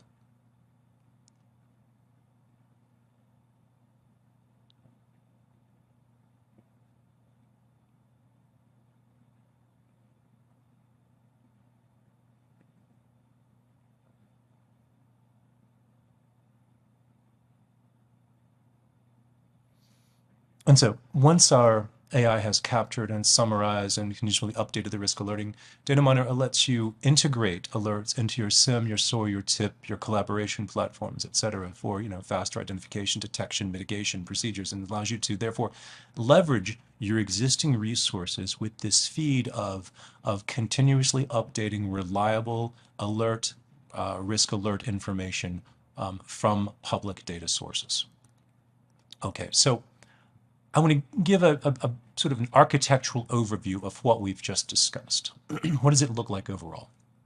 This is a summary of what we've discussed, moving from the left column of raw data sources across to the right column of relevant alert delivery and consumption. So first, Data Miner ingests and extracts meaningful signal data across multiple data sources, languages, formats, etc. We use IoT sensors, code repositories such as Shodan and Gray Noise. We scrape from GitHub at scale, the deep and dark web, regional and alternative social media. We're looking at every post on VK, which is a Russian social media service, and Russian and reporting in English.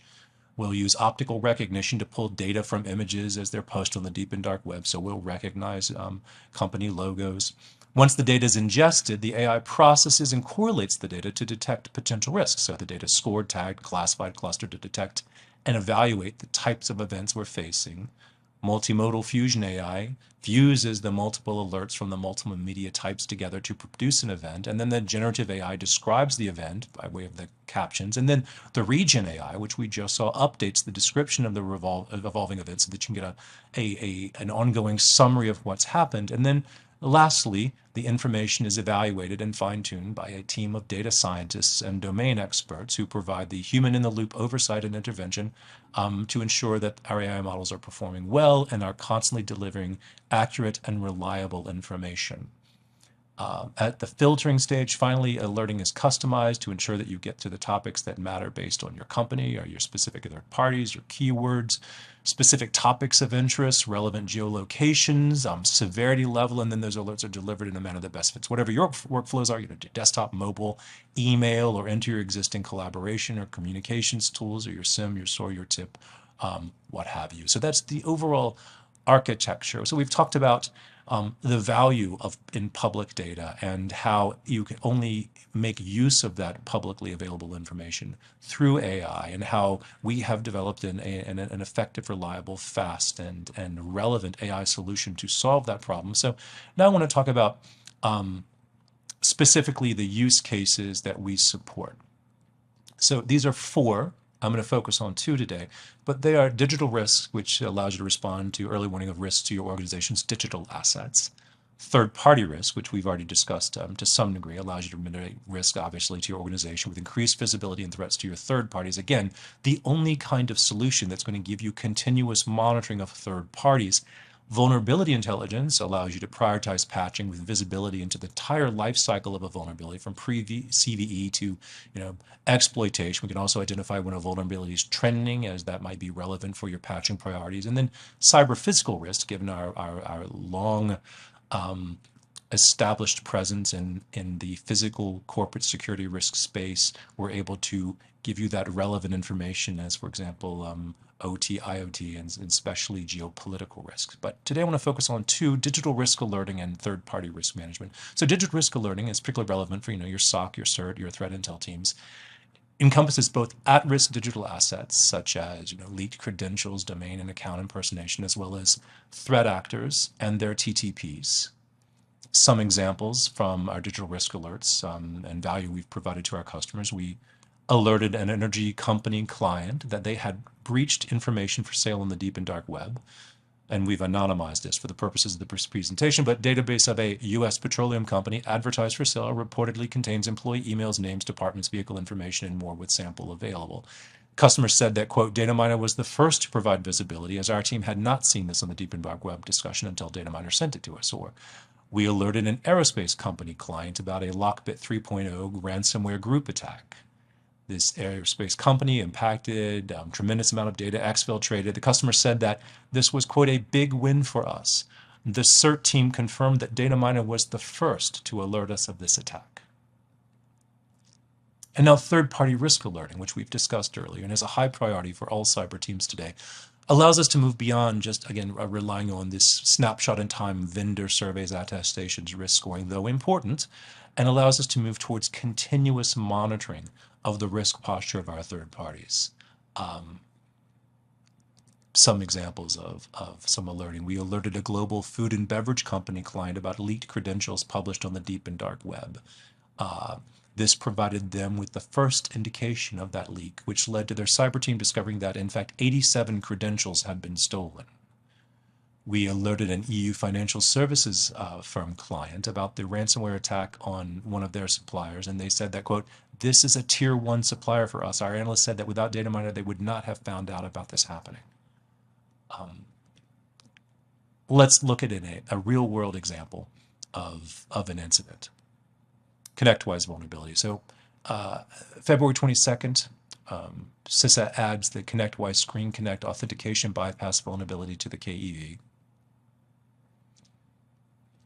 If we go back to the day before, February 21st, we see from a security researcher's website that they've published a POC exploit of the ConnectWise vulnerability.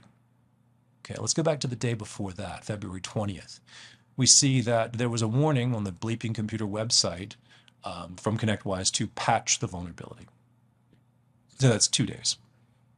Now let's go back to February 3rd. That's a full 19 days, almost 3 weeks before being added to the KEV. We see an alert from the deep web source advertising unauthorized access and providing the first indicator that the vulnerability had been exploited 19 days before being put on the KEV. And we know that ConnectWise exploited by such groups as Black Basta and Bloody Ransomware, and research firms had found within the week of the being put on the KEV that like more than 3,000 IP addresses were exposed to that particular CVE. So we can see here the practical, tangible value of getting this information early as available from public data sources.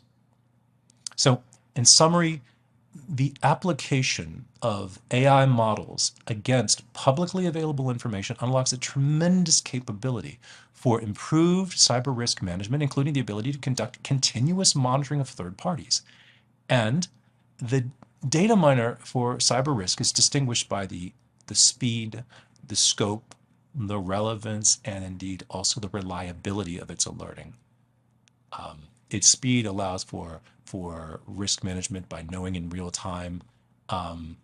Its scope it covers the exceptionally broad landscape of the threat landscape that we cover, allowing you to avoid missed threats, and relevance, delivering actionable alerts that's not just noise, true positive alerting that your teams can focus on prioritizing and managing risk and not searching for risk. And finally, reliability with our long established practice of developing these models for well over a decade with top tier AI scientists and engineers who have been training and tuning these models over time.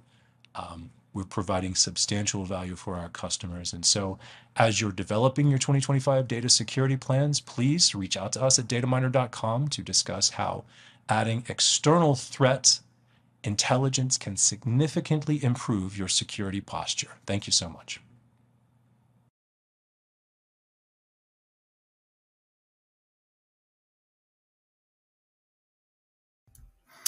And thank you so much for that great information, Jack. Terrific stuff. And I have now thrown up the next poll question. Please let us know what additional resources you would like to see from Data Miner, everyone. Now we are out of time for questions from Data Miner, but they will be doing their best to respond to all the many questions that you asked. A lot of great questions were coming in, and you will be hearing back from them. I also want to remind everyone about the handouts. We have got a PDF from DataMiner that discusses ways to minimize your cyber risk. So make sure you download that too. Thanks to everyone who's responding to the poll. We appreciate your feedback very much. This sort of stuff is crucial to us and our vendors. So thanks again for voting. And I'm going to leave it up there another few seconds. And then we will move on to our next presentation. So Jack, once again, thank you so much for updating us on what DataMiner is up to. And we appreciate your time today and being here with us. So with that, folks, we are coming up to our very last presentation of the day. How about that? You guys have made it. And in this final presentation in the EcoCast comes from Intezer, and presenting for Intezer today is Shaul Holtzman, Director of Solutions Engineering. Shaul, it is awesome that you could join us today. Are you ready to go, sir? I'm ready. Thank you very much for the introduction. Outstanding. I'm going to hand you the virtual mic and you can take it from here. Thank you very much. So let's begin. Thank you everyone for joining, for your time, and for allowing me to present our solutions. I'll start with a quick introduction of myself and what Intezer can do, of course, to drive the AI-driven SOC. So my name is Shaul Holtzman. I've been at Intezer for the past 6 years. I have background in incident response, malware analysis, forensics, and that really brought me to where we are today. I'll start with what we see in the market and where we are able to fit in. I'm sure that we are all aware of the issue of resource shortage in security operations. We have many attacks and many detection solutions, and this leaves us with too many alerts that require investigation and not enough skilled people to take the mantle. The solutions in the market that we see today are either managed services or different automation solutions. With MDRs, we do identify issues of consistency, of the level of support that they are able to provide, and of course, costing and quality. And this is where Intezer comes in. What we try to do is to replicate the triage process that is today done by tier one analysts who in the end, again, don't have enough time to conduct the full analysis needed for each alert that they receive. Our goal, of course, is to reduce the time for triage and allow them to have to dedicate their time for the critical events that are passed through. So how does that work? A typical triage process that is taken by a tier one SOC analyst is usually what you see here on the left. The initial alert can be fired by different detection sources. The alert will be sent directly to the security team when the SOC analyst will need to conduct the analysis of each of those alerts and decide what is worth the time for tier 2, tier 3 for additional investigation and response. So when they get the alert, they will collect the available evidence in that alert. That could be related files, URLs, process dumps, command lines, additional logs that we can find in other systems. And each of those pieces of evidence will need to be fully analyzed in order to get the full picture and then drive decision making. Is this alert true positive that requires additional investigation or possible response? Or is this a false positive or something in the middle that requires reduced priority by the team? Then, of course, according to that information, a response strategy can be devised in order to secure the organization. This process can become a bottleneck in almost all security teams, and that is what we automate today. So the way we do this, again, is by replicating the process that I described. The alerts are sent first to Intezer for automatic triage, which includes the collection of all related evidence, the analysis of each piece of evidence using different analysis engines and techniques. And based on that and those results, we can drive decision making and provide a response strategy to the analysts. Now, what we see in our customers today is that only around 4% of the alerts that we triage do escalate to the team and require immediate response. So that is a huge reduction in work and in time, and of course, an elevation in the security of the organization. Now, of course, as part of this process, we utilize advanced analysis engines, and of course, to make sense of all of this data, we also use AI engines and techniques in order to provide these results and also translate them to the end user to know what they're dealing with. And that is super important, of course, to enable the analysts to make the right decisions. I want to also explain how we connect to the end client environments and what kind of investigations we conduct for which types of detections. And for this, you can see this slide, which describes the typical architecture which we implement with our customers. So on the left, we can see the alert sources that are most common with the use cases of our clients. We begin usually by connecting to endpoint security, that is the EDR in the organization. In addition, we see a huge rise in reported phishing cases that are really bothering the SOC teams today. That is, I think, that comes because we have a lot of more awareness of phishing attacks today, and that drives the end users to report many cases, many emails as potential phishing, and that in the end floods the analysts with emails that they need to investigate. So those emails can also be sent first to Intezer to go through analysis, and I'll also show you examples of that. Lastly, most of the other detection sources flow to us through the SIM, so we can connect directly to any SIM solution and receive others like identity-based detections, network-based detections, cloud security, etc. So any other type of detection would usually go through that channel. In the end, all of those alerts are fed into Intezer and go through the analysis that I described, including advanced analysis engines, AI engines, and automation, of course, of that entire process.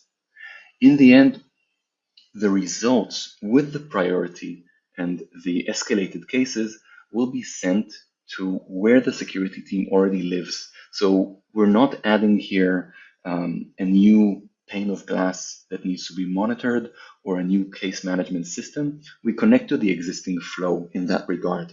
So if the end user uses a case management system like a Jira or ServiceNow or anything else, we can send the information there in any form in order to drive the response. And of course, response can also be automated as part of this solution. So for example, if we identify a threat and this response requires to block the IP that is involved on the firewall, to quarantine a file, to isolate the host, that is also something that we can automate in order to complete this entire cycle and secure the organization. Now, at this stage, I want to share my screen and do a quick demo of the solution and share how it looks like, how it works, so that I can also, of course, show how this works in real life. So what you see here on the screen, which I hope you can see, is the main dashboard of the system. And these are results from one of our clients today. So you can see that over the past month, they had over 100,000 alerts ingested by Intezer from over 35,000 monitored devices. Overall, the investigation time here was under 1 minute. That, of course, depends on the type of alert and the relevant evidence contained there, but overall, we can guarantee around 2 or 3 minutes investigation time for any type of alert across the organization.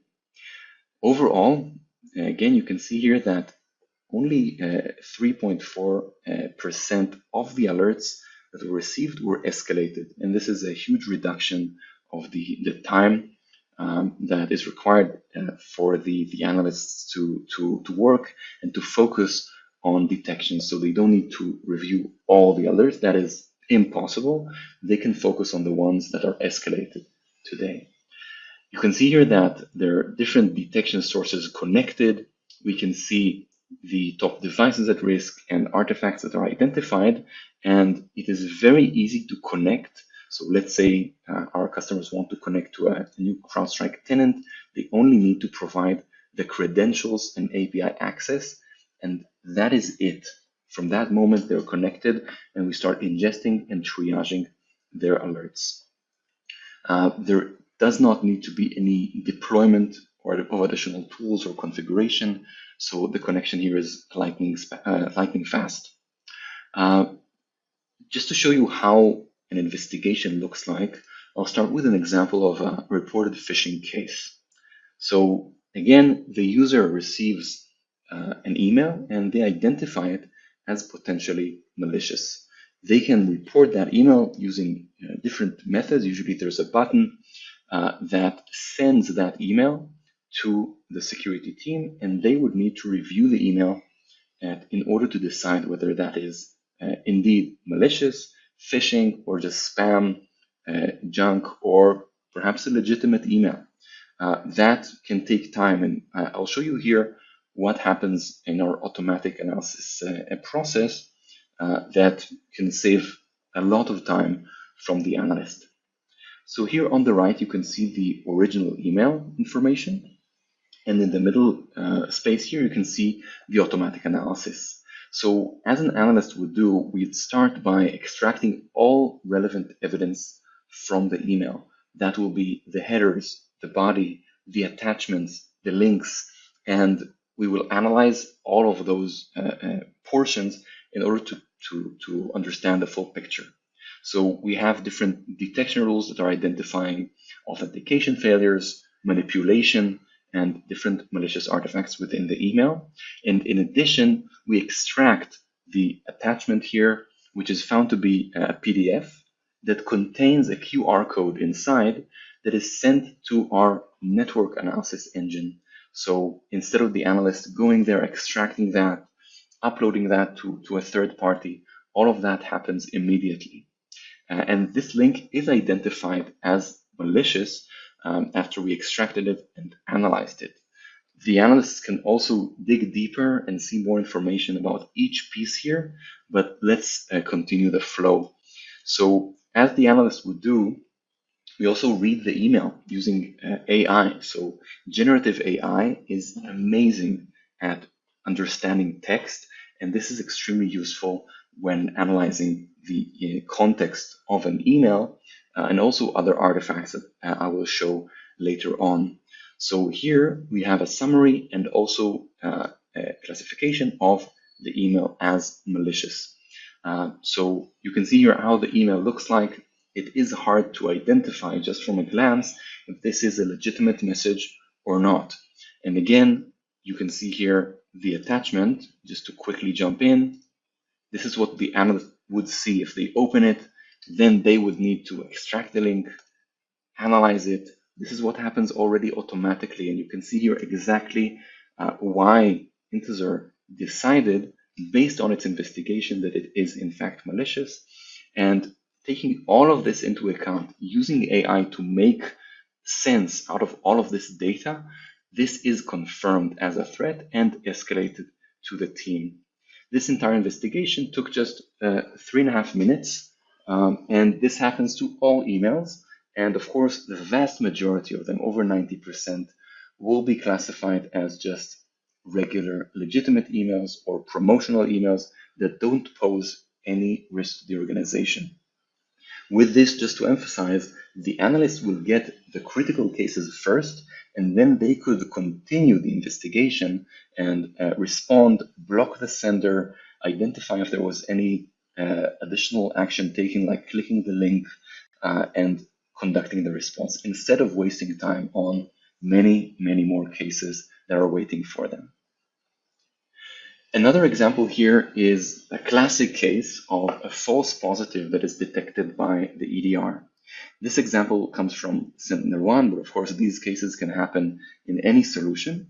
And you can see initially the EDR detected a critical threat that is identified as ransomware based on behavior. Here, AI also takes a part, and we use AI in the end to reduce the noise caused by this detection engine. So this potential ransomware also provides us with relevant evidence. We have here the source file and the path and the parent process, which was identified as ransomware. Intezer is able to collect this file, again, as the analyst would need to do, and conduct full analysis of this file. And we have the unique ability to classify the code within this file as legitimate HP software. And this is where a lot of detection engines that are generating false positives have challenges. The behavior here did look malicious, did appear like ransomware based on the models being used. But when we analyze it deeper, we can classify this based on code as complete legitimate software. And instead of the analyst needing to handle this, this will be removed, leaving them with time to investigate critical cases, like the following. So here you can see another detection, also from Sentinel-1, that is identified as a medium severity threat. Now, this naturally would be prioritized in a lower severity or priority from the last one that we saw. Here, the evidence are also a file, but we see just this execution of SVC host as part of a scheduled task. There's not enough information here. We are able to collect a file and classify it as malicious, but also we have the ability to deploy a full forensic memory scan on the host and also identify exactly where it's running and what it's doing. And again, each piece here, the analysts can dive in and conduct deeper investigation, perform response.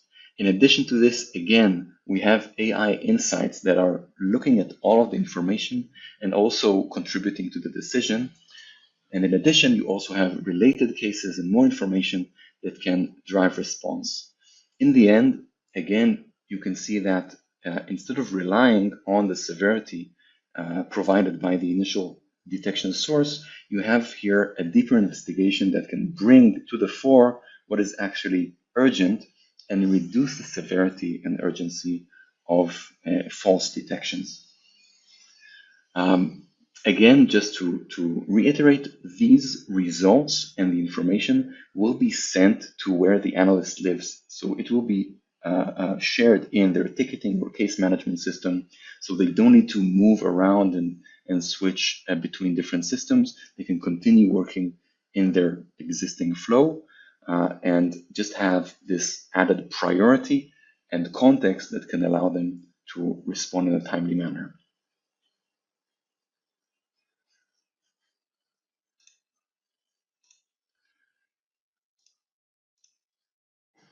Okay, now I think there's time for questions, right? There sure is time for questions right now. And so what I am going to do, Shaul, is I am going to put up the poll question here. Please let us know what additional information you would like about the Intezer solution. And Shaul, I want to thank you for that fantastic lengthy demo showing Intezer at work. I mean, alert fatigue is a real thing, as admins know, and it's getting worse, not better, because the threats are more diverse than they've ever been. And it's just been great to see how this product works. And we've got some good questions ready to go. So while we get these questions ready, I also wanted to mention that we have an outstanding handout from Intezer, a solution overview of their autonomous SOC platform. This is awesome stuff, and it's free. So head over to the handout section and get it now, as well as continuing to vote in the poll while we go over these questions. So are you ready, Shaw? Yes, please. Right. Let's do it now. So somebody wants to know about Intezer's product uses AI, as you discussed. So, but what really does that mean? How is it being used? Great question. So as I mentioned, AI has a lot of benefits. Of course, it's not a fix-all solution, so we utilize it exactly where needed.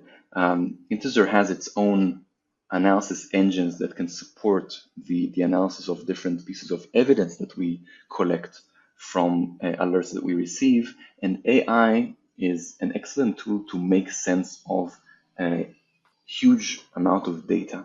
So that's the main place where we utilize it in order to take all of that evidence and the analysis results and to, in the end, provide a clear verdict and severity level priority for the analysts.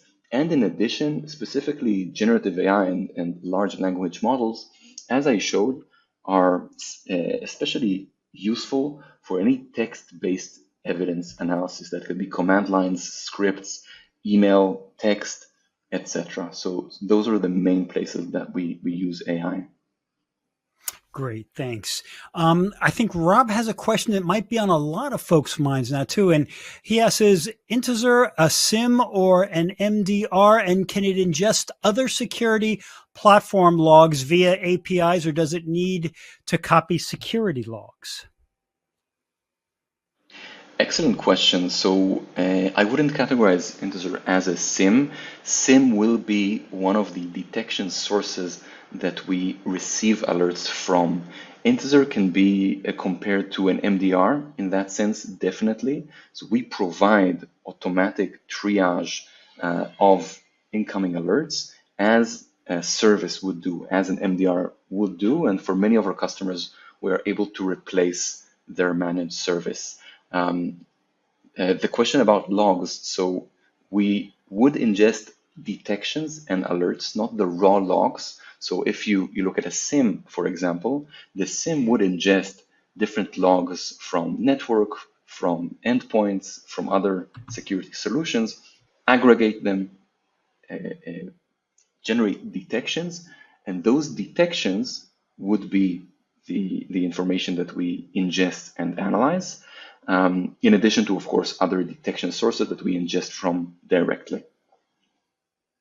Okay, great. Okay, got a question about interoperability, and I'm going to kind of broaden this a little bit here. So the question is, does Intezer work with Office 365, Google Workspace, Box, Dropbox, and on-prem storage without agents? So the broadening is these kind of platforms in general. So those are some specific examples, but does it work without agents? Yes, Intezer does not deploy additional agents. We do connect to existing ones. For example, endpoint detection or EDRs, as I showed in the Sentinel-1 or CrowdStrike examples, do already have an agent deployed. So we connect to it. We don't need to deploy an additional one. Yes, if there are security alerts or detections from the solutions mentioned, we can receive them and analyze them. Okay, great. I think we got time for a couple of more here before we let you go. And here's an interesting one. How is AI automation any different from what SOAR solutions do? A very pertinent question. SOAR solutions are platforms that allow the end user to create their own automatic flows. As opposed to what we do, which is provide out-of-the-box solutions for SOC automation. So instead of the user buying a platform and then building their own solutions, we provide one for them. So that's a drastic difference there. Okay, great. Okay, here's one that's I think is also on a lot of people's minds here. Is this something that you've presented today? Is this something completely new, or does the solution replace any existing tools in a security tech stack? Great question. So we don't replace any detection engines. We would replace any third-party services that provide triage or instant response in that regard. We can replace SOAR in many cases because we see a lot of our clients trying to build those automations on their side and having a hard time, and we can provide that out of the box. So yeah, that is what we would replace.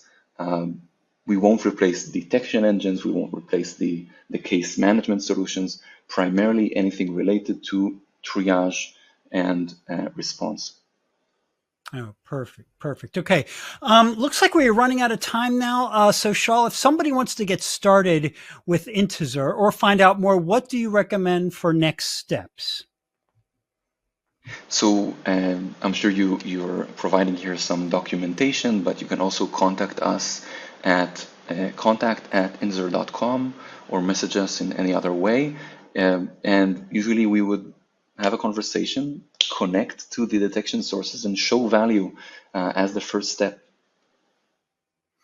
Okay, fantastic. In other words, folks, if you want to learn more about Intezer, you'd better call Shaul, right? I think that's the big takeaway here. So just FYI, that's my favorite TV show of all time, and I had to work it in here somehow. So thank you so much for being here today and for educating us on what Intezer is doing. Such an innovative company. You're doing fantastic things with AI and security, and it was a real delight to have you here today. Thank you so much. Okay.